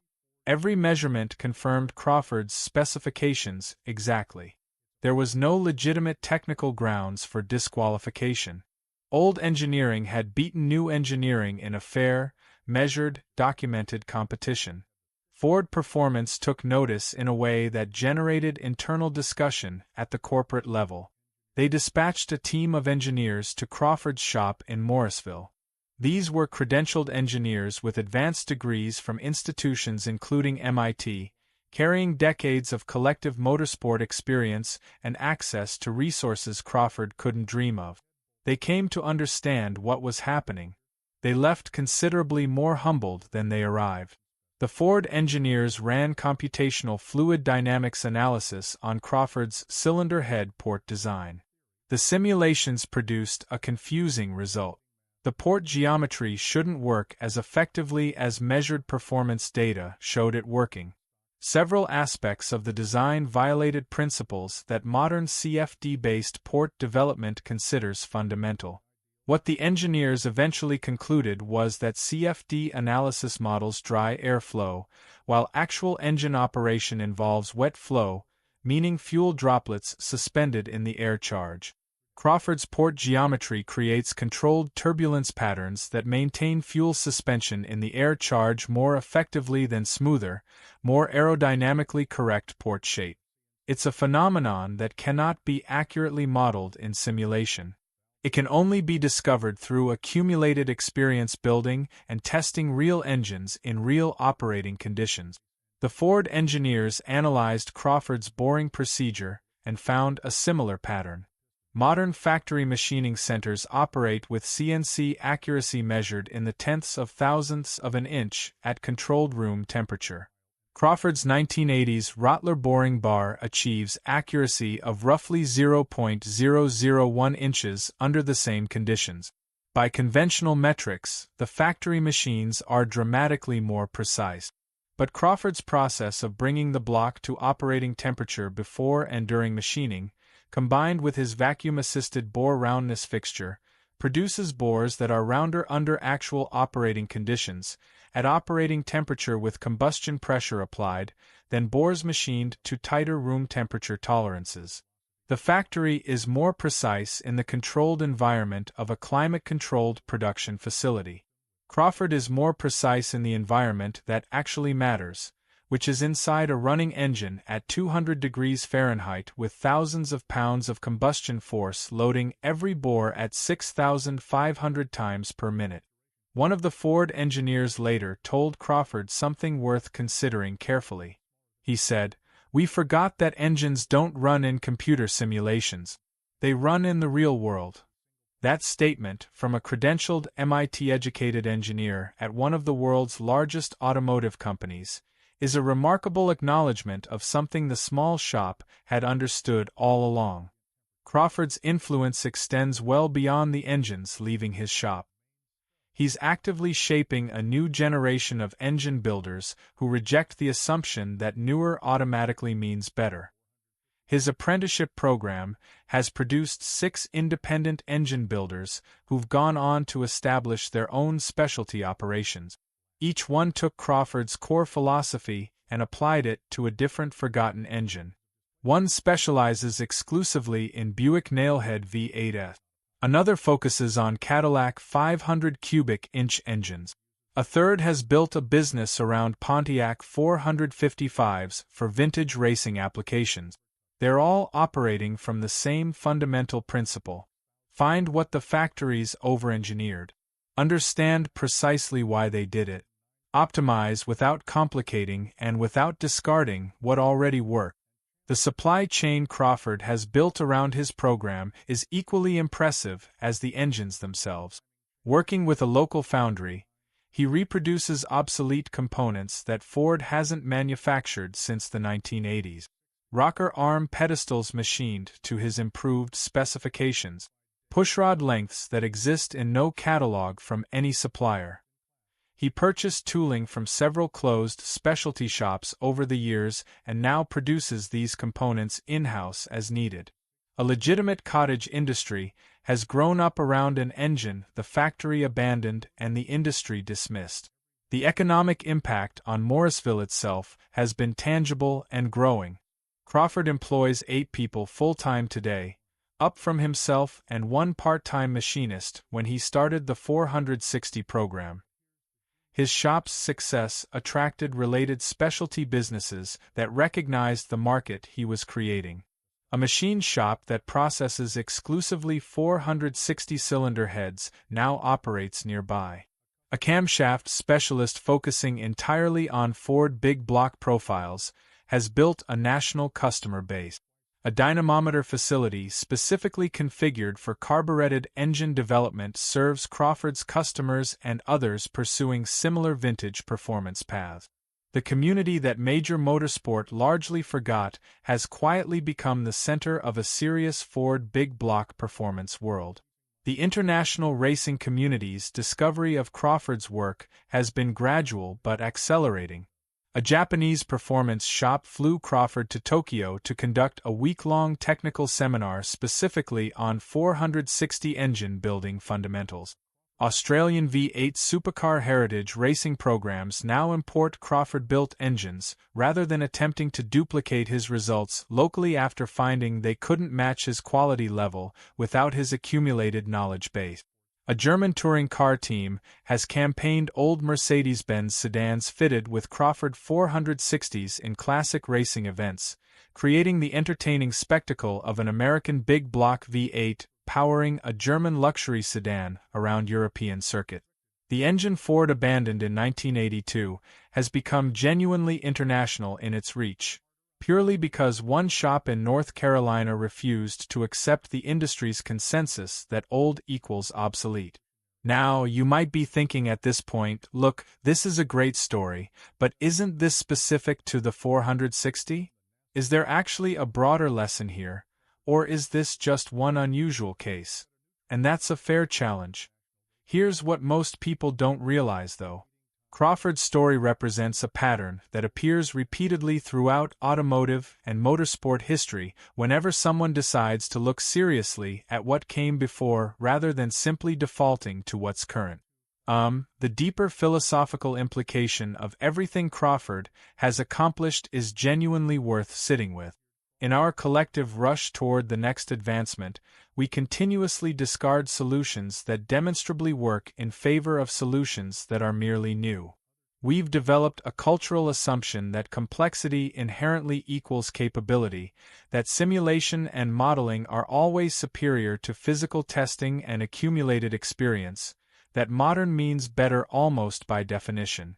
Crawford's documented results prove that assumption is wrong with uncomfortable frequency. His engines don't incorporate variable valve timing systems. They don't require direct injection to achieve fuel efficiency. They don't rely on sophisticated electronics to compensate for mechanical inadequacy in the fundamental design. They work reliably, repeatedly, without drama or constant attention, because the underlying architecture was designed by engineers who understood that reliability and performance aren't competing goals. They built something that genuinely does both. The aftermarket industry's response to Crawford's success tells its own story. Edelbrock now produces an intake manifold optimized specifically for the combination Crawford developed. Holley developed a carburetor variant specifically addressing the needs of road racing 460 applications.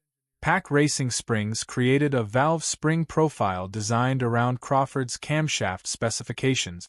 These are serious companies investing real engineering resources in supporting an engine out of production since 1982, because one shop proved the market exists and proved the engine deserves it.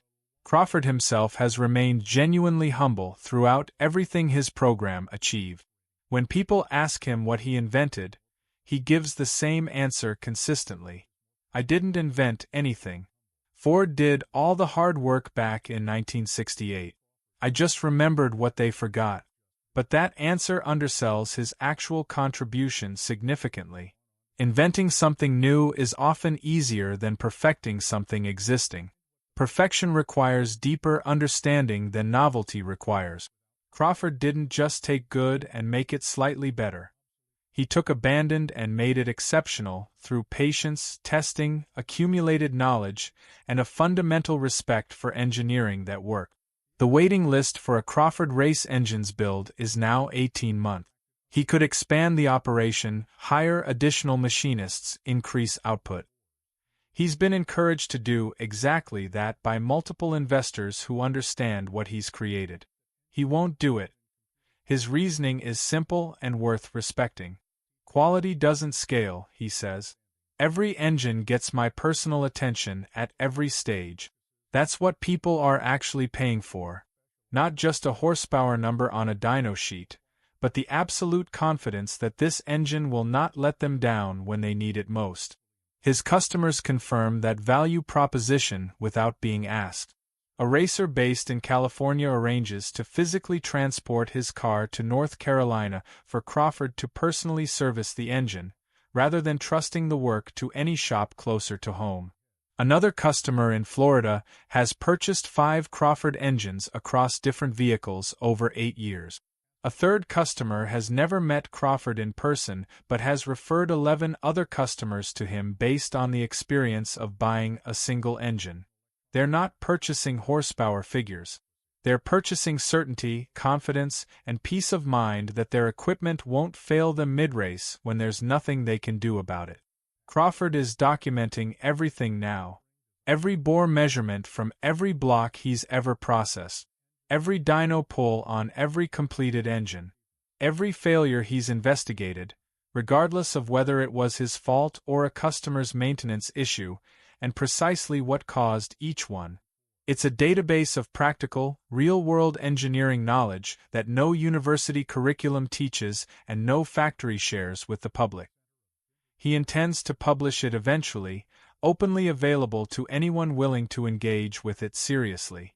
Open-source engineering for the next generation of people who understand that knowledge belongs to everyone.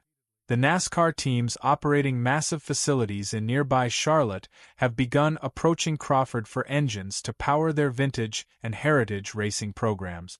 Teams with $100 million primary operations, the best engineers and equipment their considerable budgets can provide, are choosing to outsource this specific work to a 2-bay shop behind a fast food restaurant. The reason, when you ask them honestly, is always the same. Crawford understands something their organizations have systematically forgotten in their relentless pursuit of every incremental technological advantage. Sometimes the best solution available is the simplest one that already works. The Ford 460 will eventually fade from serious competition. Good original blocks are becoming harder to locate with each passing year.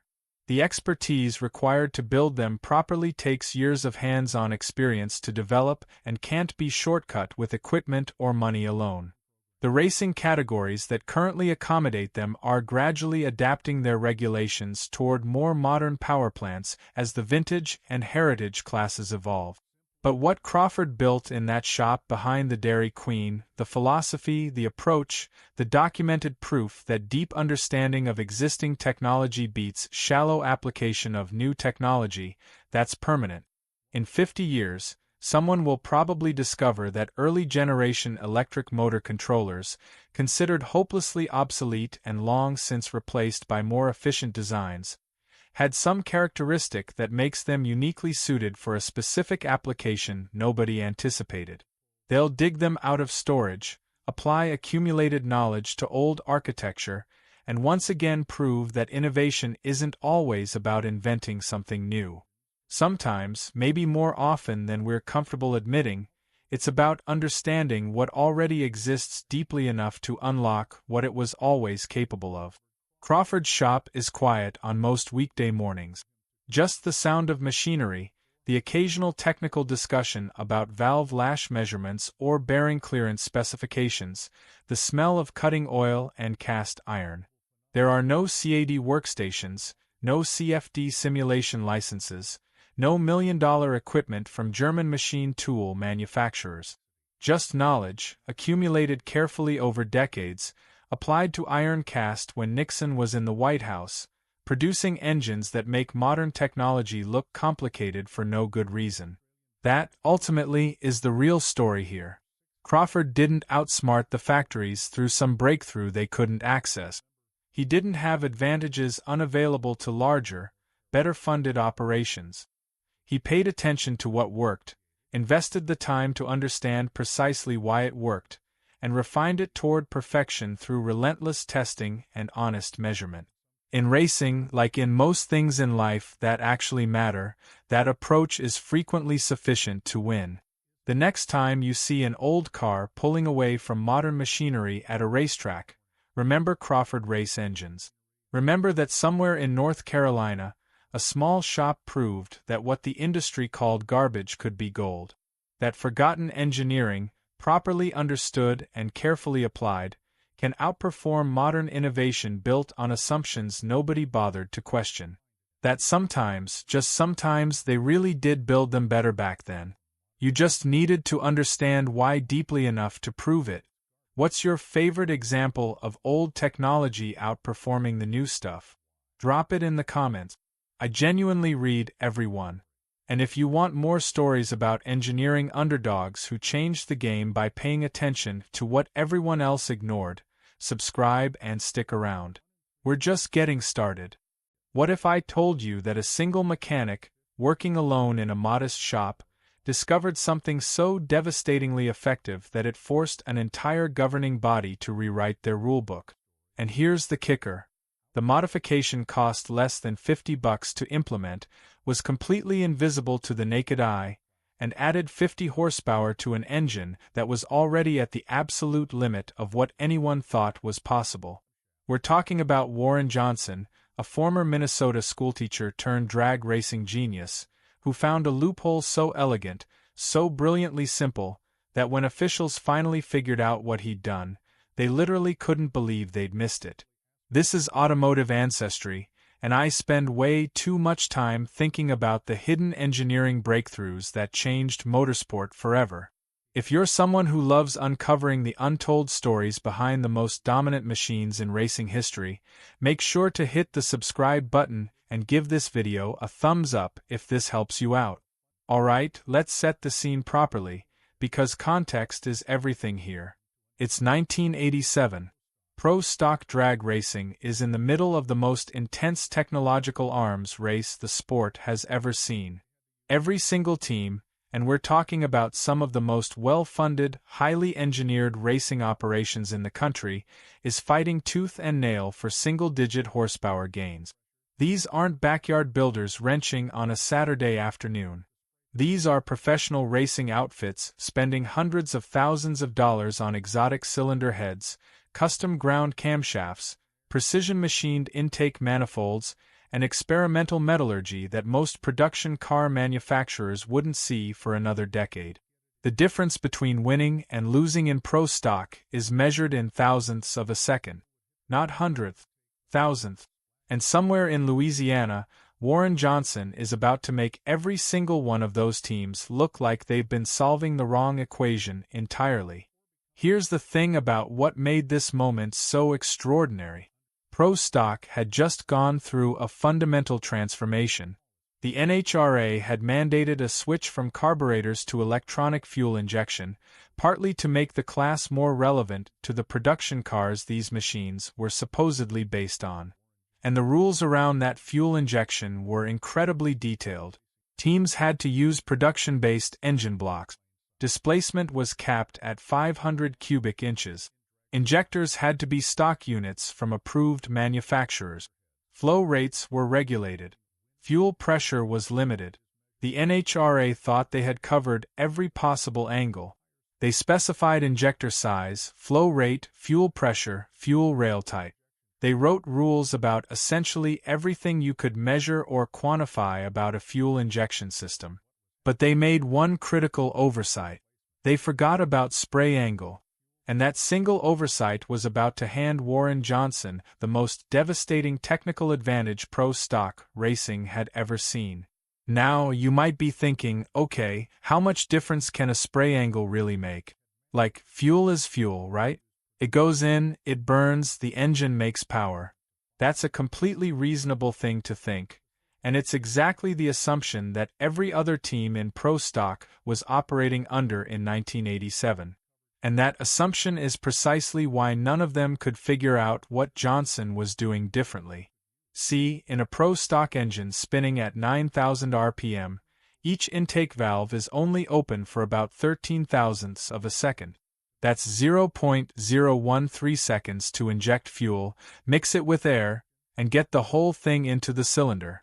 The standard fuel injectors everyone was using at the time shot fuel straight down the intake port like a garden hose pointed at a wall. The fuel would hit the back of the intake valve, splash around, and hopefully mix with the incoming air. Some of it would puddle on the port walls. Some would remain in large droplets that couldn't burn completely. According to research published by the Society of Automotive Engineers, Fuel droplets larger than 200 microns in diameter experience significant incomplete combustion in high RPM applications because the flame front simply cannot penetrate to the center of the droplet before the exhaust valve opens. That's not a marginal inefficiency. That's straight-up wasted fuel contributing nothing to power. Johnson understood this at a level nobody else in the paddock did. Before becoming one of the most dominant figures in drag racing history, he'd spent years as an industrial arts teacher with a deep grounding in fluid dynamics and combustion theory. While other teams were chasing bigger ports, higher flowing heads, and more aggressive cam profiles, Johnson was studying what happened to fuel after it left the injector tip. He was asking a completely different question than everyone else. Not how do I get more air into the engine, but how do I get the fuel to mix better with the air already in there? That mental shift, that simple redirection of focus, is what separated him from an entire field of highly competitive, extremely well-funded racing teams. His breakthrough came during a particularly frustrating test session when his engines were making solid power, around 675 horsepower, but were prone to detonation whenever he tried to lean out the mixture for more. Detonation is the absolute enemy of performance in a naturally aspirated racing engine. It's the moment when the fuel-air mixture explodes instead of burns, creating catastrophic pressure spikes that can destroy pistons in milliseconds, bend connecting rods, and crack engine blocks that cost more than most people's cars. The standard response to detonation was simple: add more fuel to cool the combustion chamber. But adding fuel meant running richer mixtures, and richer mixtures meant reduced power. It was a compromise everyone accepted as unavoidable. Everyone except Johnson. He realized the root cause wasn't how much fuel was being delivered. It was how that fuel was being distributed inside the combustion chamber. The straight-down spray pattern was creating fuel-rich zones near the valve and dangerously lean zones elsewhere. Those inconsistent pockets were causing localized hot spots that triggered detonation. The solution, if it existed, wasn't adding more fuel. It was making better use of the fuel already being injected. And that's when Johnson did something that changed everything. He watched a garden sprinkler. Seriously. He was looking at a rotating lawn sprinkler and noticed it didn't shoot water straight up. It angled the stream to maximize coverage, to break the water into smaller droplets and distribute them more evenly over a wider area. He went back to his shop with a set of standard fuel injectors and started experimenting with a precision milling machine. The modification itself was almost laughably simple.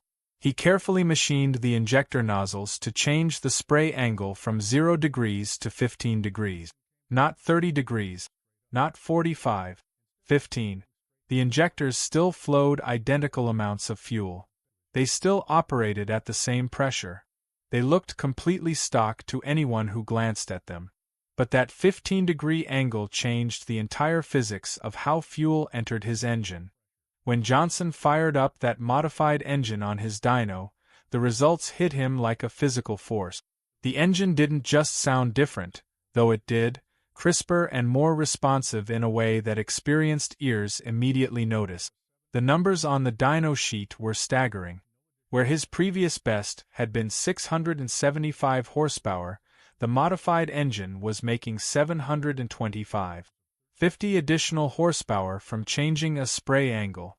That represents a 7.4% increase in peak power with no additional parts, no increased displacement, no exotic components, no additional fuel flow. Just a different direction for the same amount of fuel to travel. To put that in context for you, in 1987, pro stock teams were spending upward of $50,000 in development costs to find 10 horsepower gains. Johnson had found 50 for the cost of machining time that probably amounted to a few hours of work. But here's what most people don't realize about the true magnitude of this advantage.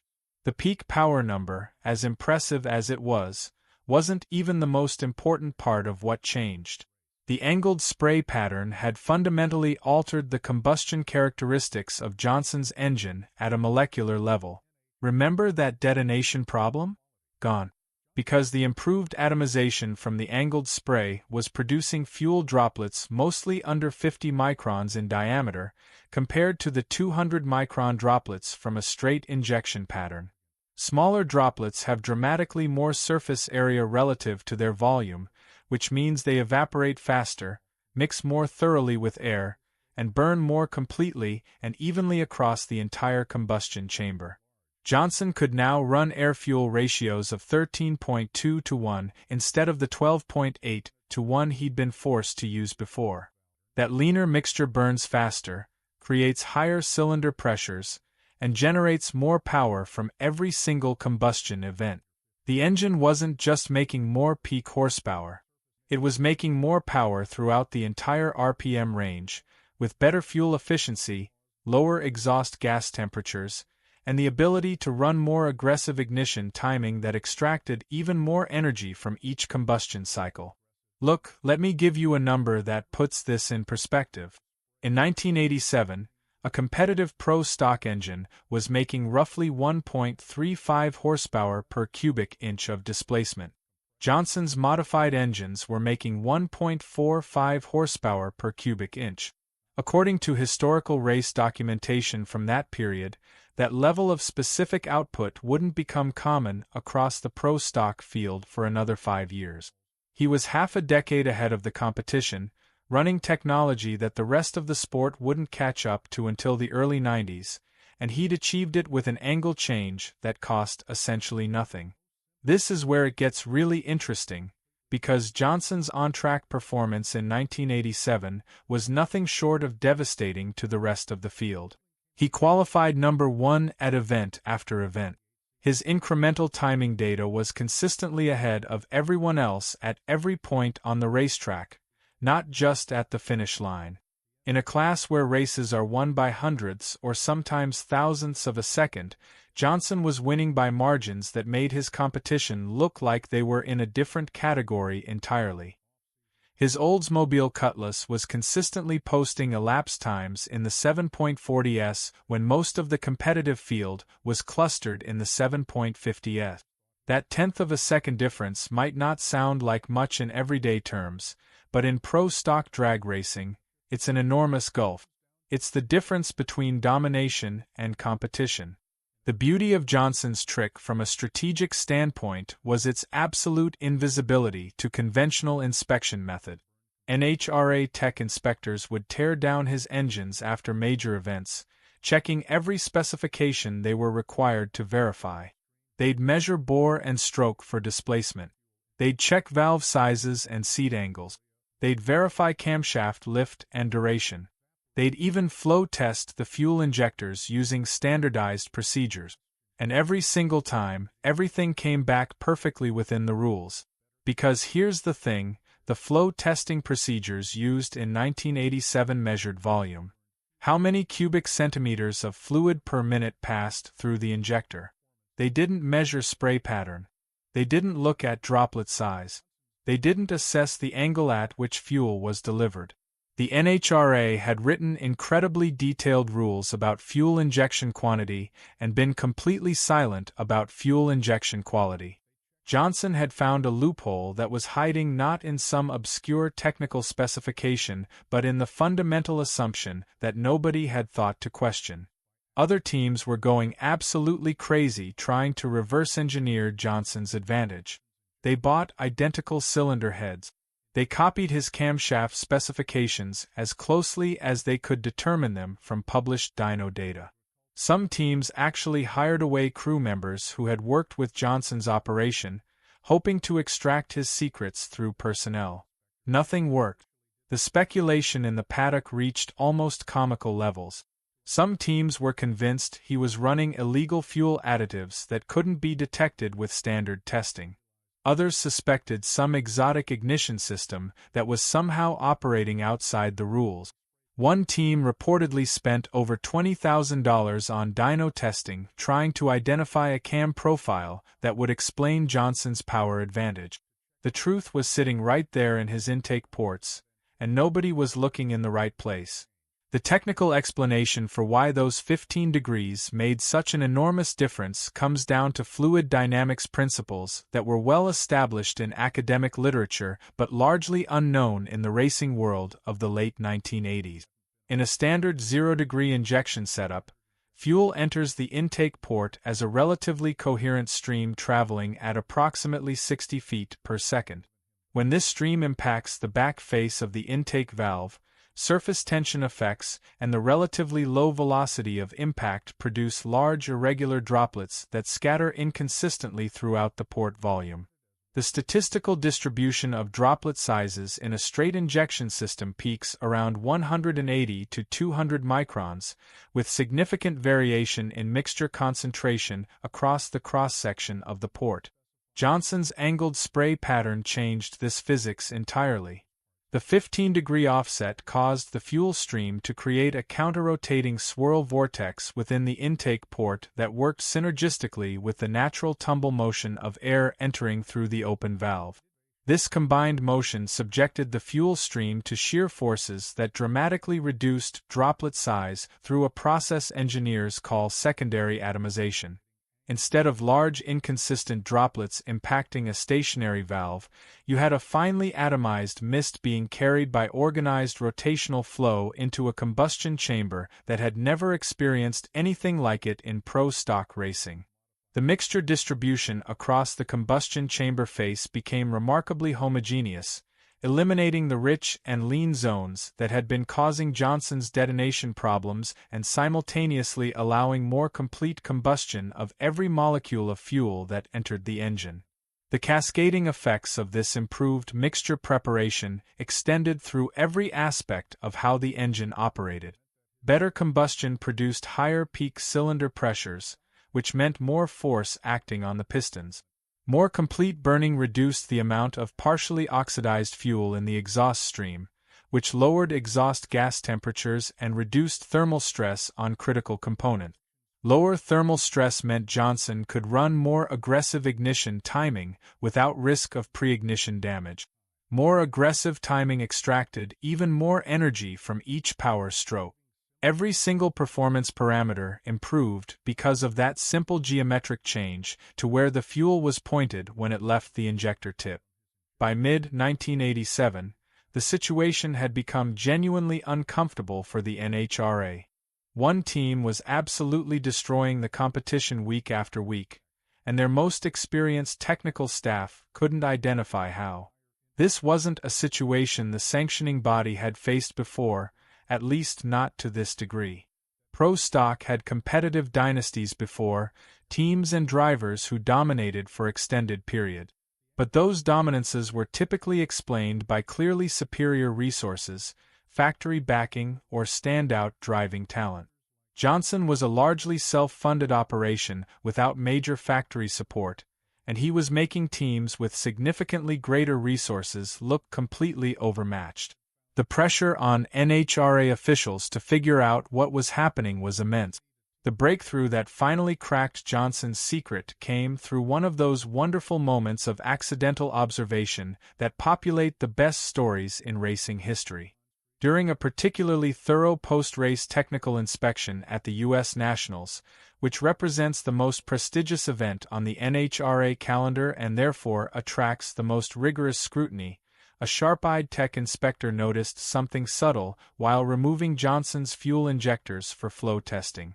The pattern of tiny fuel residue droplets on the intake port walls wasn't centered directly below the injector mounting bosses. It was offset consistently to one side. The inspector had the presence of mind to note the discrepancy rather than dismissing it as a random artifact of engine operation. What followed was one of the most remarkable detective stories in drag racing technical history. The NHRA officials needed a way to test spray pattern, which wasn't something they'd ever had to do before. They ended up borrowing spray pattern analysis equipment from an agricultural testing laboratory, specifically the kind of apparatus used to verify that crop spraying nozzles were delivering consistent coverage. When they tested Johnson's injectors on this equipment, they could see immediately and unmistakably that the spray angle was offset from vertical. Further testing with precision measurement instruments confirmed it was 15 degrees off-axis. The modification was so precisely done, so cleanly executed on the milling machine, that the injectors appeared visually identical to stock units. Only measurement under controlled conditions revealed what Johnson had done. Here's what most people don't realize about the NHRA's reaction at this moment. Their initial response, according to people who were present during the internal discussions, wasn't anger. It was something closer to amazed disbelief. They consulted with engineers from the injector manufacturer to understand what impact a 15-degree spray angle change would have on engine performance. Those engineers explained in technical terms what Johnson had intuitively discovered and empirically validated through testing. When the magnitude of the performance advantage from such a simple modification became clear, the officials had a difficult philosophical question to wrestle with. Johnson hadn't violated any written rule. The regulations specified everything about how much fuel the injectors could flow, but said absolutely nothing about the angle of delivery. He had operated in complete compliance with the letter of the law while completely subverting its intent. The ruling, when it came, was both swift and comprehensive. Starting with the 1988 season, all fuel injectors in Pro Stock had to maintain factory-specified spray patterns. Any modification to injector nozzle geometry was explicitly prohibited. Teams were required to submit sample injectors for spray pattern testing using standardized procedures that the NHRA developed specifically in response to Johnson's discovery. The rulebook section covering fuel injection grew from a few paragraphs to several detailed pages. Now, you might be thinking that this is where Johnson's advantage ended, that the ban on angled injectors leveled the playing field and returned Pro Stock to a state of competitive balance.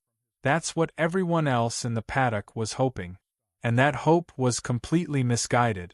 Here's the thing about genuinely superior engineering minds. They don't have a single trick. They have a way of thinking. And Johnson's approach to the angled injector problem had taught him more about mixture preparation than any other team in the sport had bothered to learn. While his competitors spent the off-season frantically trying to replicate his now-banned modification, Johnson was 3 steps ahead, applying everything he'd learned about spray dynamics and combustion to port shape design that achieved similar mixture quality advantages through entirely different means. He'd used the performance advantage from the angled injectors to generate prize money, contingency payouts, and sponsorship improvements that funded a significantly expanded research program.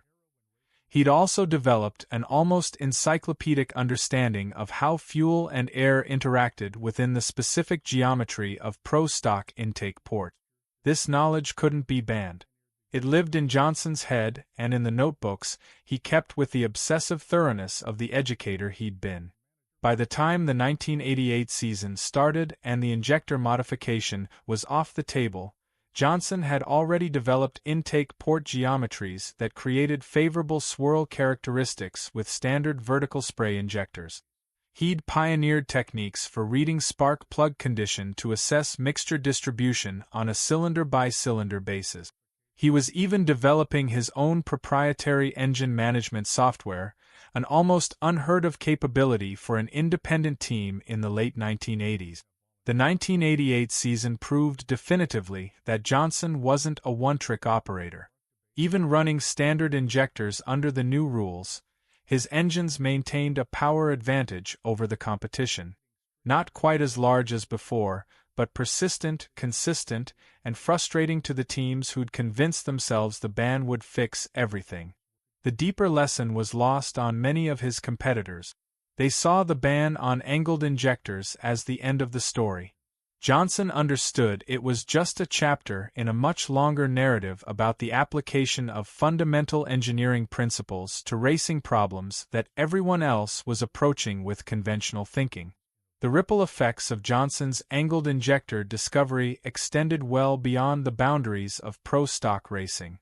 The automotive engineering community, which pays close attention to what happens at the cutting edge of competition, took notice of how dramatically mixture preparation affected combustion efficiency.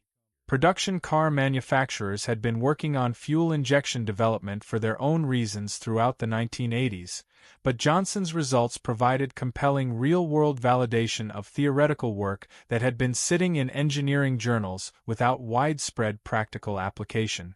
According to SAE technical papers from the late 1980s and early 1990s, research into injection angle optimization was specifically energized by observations from motorsport applications during this period. The line from Johnson's 15-degree modification to the sophisticated multi-angle direct injection systems in modern performance engines is not a straight one, but it exists, and people within the industry acknowledge it. Consider what high-performance engine development looked like in the decade following Johnson's discovery. Fuel injection system manufacturers began offering racing-specific injectors with precisely controlled spray angles as a standard product category. Teams in various forms of motorsport started specifying spray angle as a tunable parameter rather than an incidental characteristic of whatever injector happened to fit their intake manifold. High-speed photography of fuel spray patterns, which had been a purely academic tool before, became a standard part of the engine development process at serious racing operations. The question shifted from how much fuel are you injecting to how are you injecting it, and that shift in perspective drove significant advances in combustion efficiency across the entire spectrum of motorsport. This is where it gets really interesting from a historical perspective, because Johnson's angled injector story is really two stories happening simultaneously. The first is the obvious one about a clever technical modification and its discovery and prohibition. The second, less discussed story is about what Johnson's success revealed about the state of technical regulation in professional motorsport. The NHRA had designed their pro-stock rules with the intention of maintaining competitive balance while keeping the cars relevant to production vehicles. What Johnson's injector modification demonstrated was that the regulations, no matter how detailed, could only govern what the rulemakers thought to include. Innovation would inevitably find the space between written rules. This created a fundamental challenge for the NHRA and for sanctioning bodies across motorsport more broadly. You cannot write rules against things you haven't imagined yet. The natural response was to write rules that were increasingly comprehensive, increasingly specific, increasingly prescriptive about exactly what was permitted rather than simply prohibiting what was illegal. The Pro-Stock Rulebook in 1986 was relatively concise, covering the essential specifications of displacement, weight, and safety equipment with room for significant interpretation in areas like fuel delivery and combustion chamber design. By 1990, partly as a direct result of what Johnson had done, the same rulebook had expanded enormously, attempting to specify not just what components teams could use but how those components had to function. Spray angle testing, which hadn't existed as a technical inspection procedure before Johnson, became a standard element of pro-stock tech inspection. But here's the uncomfortable truth about that kind of regulatory escalation. Every time you close one loophole, you're implicitly teaching sophisticated teams to look harder at everything else.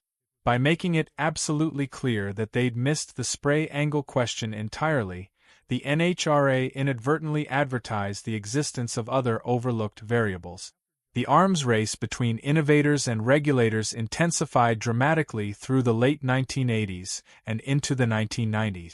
Teams hired engineers specifically tasked with reading the rulebook not for compliance purposes but for opportunity identification. Law school-trained minds began appearing in technical development roles at major racing operations, people whose skill set was fundamentally about finding space within the language of written regulations. Johnson hadn't just discovered a spray angle trick. He demonstrated a methodology that changed how the entire sport approached rules interpretation. The financial dimensions of Johnson's advantage are worth examining specifically because they illustrate how a technical edge in motorsport compounds over time. The direct prize money and contingency payouts from his 1987 dominance were substantial, likely in the range of $300,000 to $400,000 above what a midfield competitor would have earned. But that's actually the smallest part of the financial story. The sponsorship premiums available to a consistently winning team in major professional motorsport represent multiples of that figure. Sponsors pay for visibility, and nothing generates visibility in drag racing like consistently qualifying first and winning rounds on national television. Johnson's injector advantage allowed him to command sponsorship arrangements that would fund not just the immediate season but long-term research and development programs. More significantly, the performance advantage enabled Johnson to retain and attract technical talent that would otherwise have been spread across competing teams. In a sport where institutional knowledge and hands-on experience are enormously valuable, having the best technical people compound their learning within a single operation creates advantages that persist long after any specific technical trick has been discovered and banned. The people who worked on Johnson's engines during the angled injector era absorbed lessons about mixture preparation, combustion analysis, and systematic engineering problem-solving that informed everything they did afterward, whether they stayed with Johnson or eventually moved to other operations. The knowledge created by his discoveries spread through the sport's technical community in ways that elevated collective understanding even as it was being specifically prohibited. Look, one of the most fascinating aspects of this entire story is what it reveals about the relationship between formal education and practical innovation. Johnson wasn't a credentialed automotive engineer. He had a background in industrial arts education, which meant he understood how to explain mechanical and physical concepts, how to break complex systems into understandable components, and how to approach unfamiliar problems with systematic curiosity rather than just pattern matching to previous experience. These skills, which might seem more useful in a classroom than a racing shop, turned out to be precisely what allowed him to see what everyone else had missed. His competitors had decades of racing experience. They understood drag racing as a craft, built through trial and error and accumulated tribal knowledge about what worked and what didn't. Johnson understood it as an engineering problem, and engineering problems respond to first principles analysis in ways that craft knowledge alone cannot achieve. Here's the thing about that distinction.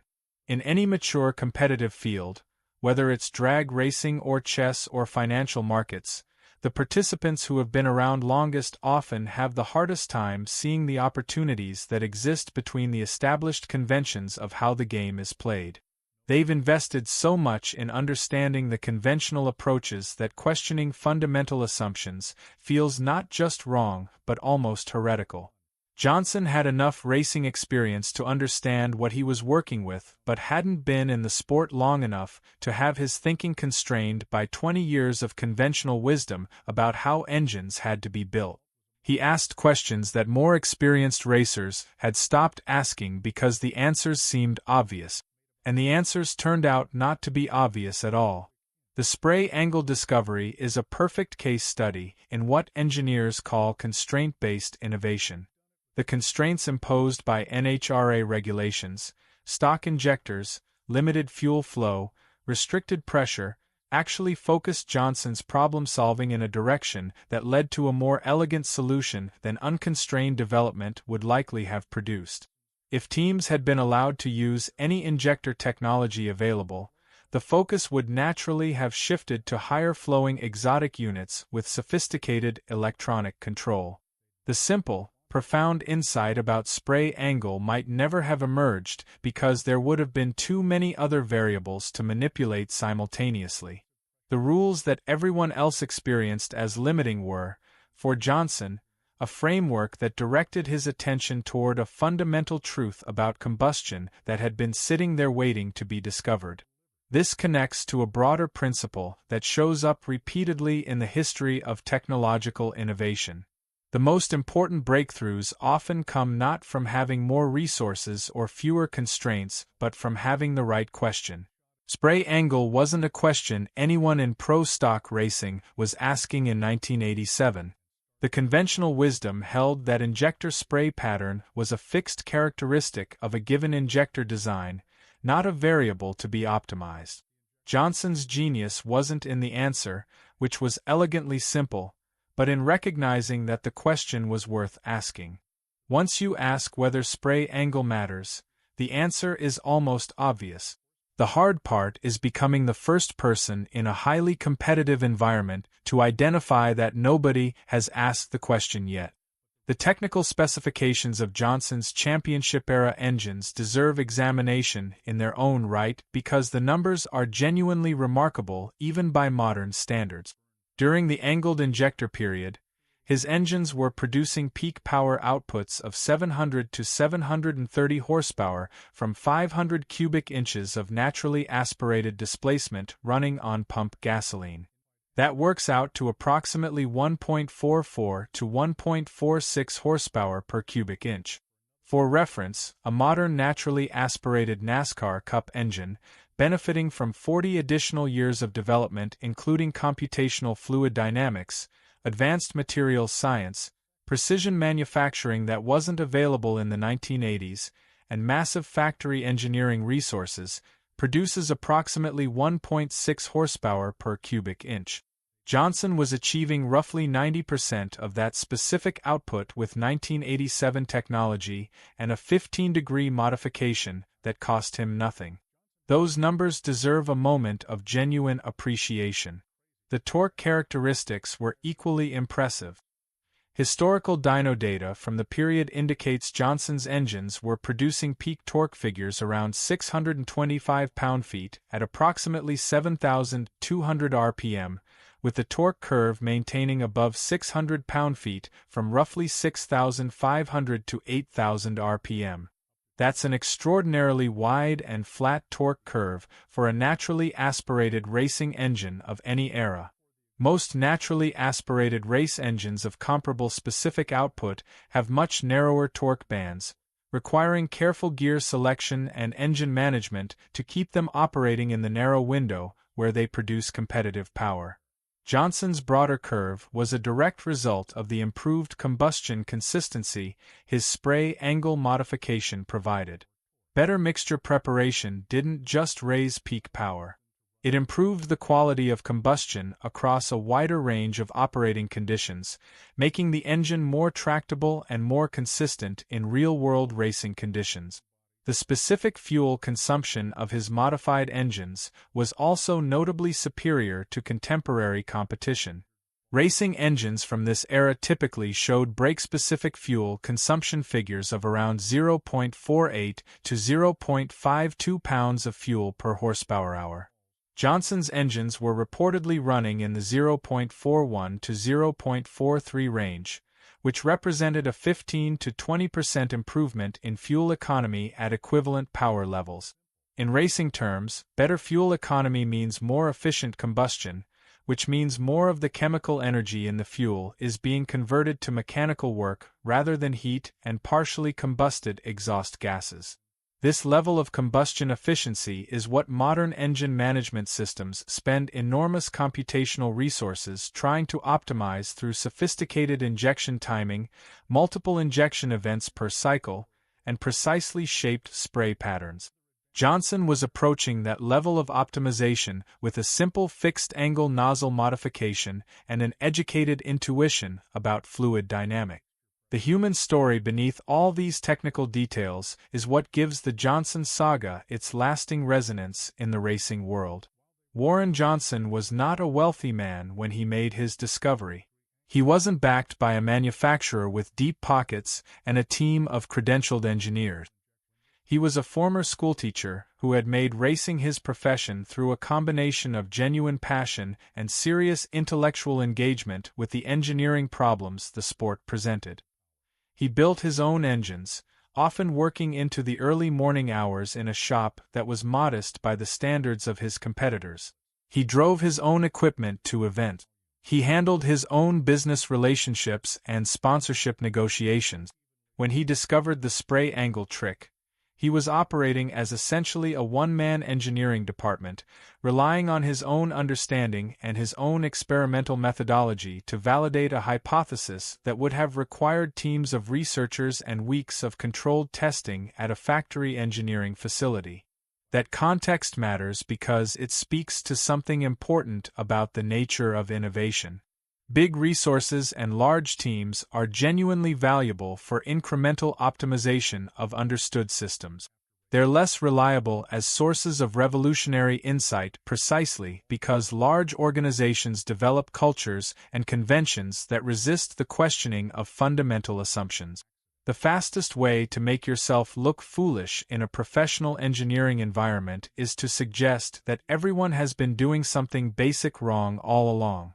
Individual innovators working outside established institutional frameworks don't have that social constraint. Johnson could spend an evening wondering about spray patterns without needing to justify the question to a committee or defend the research direction to a program manager. He could simply try it and see what happened.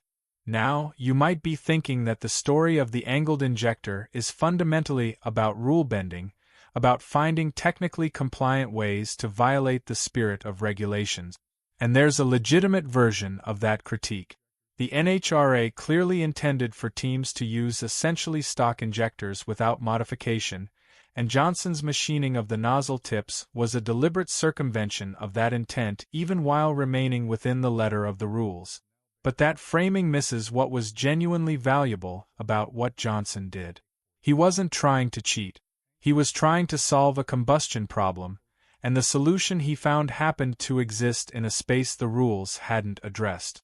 The distinction matters because his approach to the problem, systematic analysis of an overlooked physical variable, is exactly the kind of thinking that drives genuine technological progress. The specific application to a competitive environment created a conflict with regulatory intent, but the underlying methodology was impeccable engineering. The aftermath of the angled injector ban also raises fascinating questions about how competitive sports should respond to innovation that falls within the rules. Johnson hadn't done anything that could legitimately be called cheating under the regulations as written. He'd done something clever and effective that the regulations hadn't anticipated. The NHRA's decision to ban the modifications specifically because it worked is understandable from a competitive balance perspective, but sets an interesting precedent. Innovation that succeeds gets prohibited. That dynamic creates obvious incentive problems if taken to its logical conclusion, which is partly why the best-run motorsport sanctioning bodies try to write rules that are technology-neutral where possible, governing performance outcomes rather than specific technical approaches. The legacy of Warren Johnson's angled injector discovery shows up in ways that most contemporary motorsport fans never connect back to its origin point. Every modern high-performance fuel injection system, from the direct injection units in production sports cars to the sophisticated systems in current pro stock and top fuel applications, incorporates spray angle as a deliberately designed and carefully optimized parameter. Injector manufacturers publish spray angle specifications as standard product information.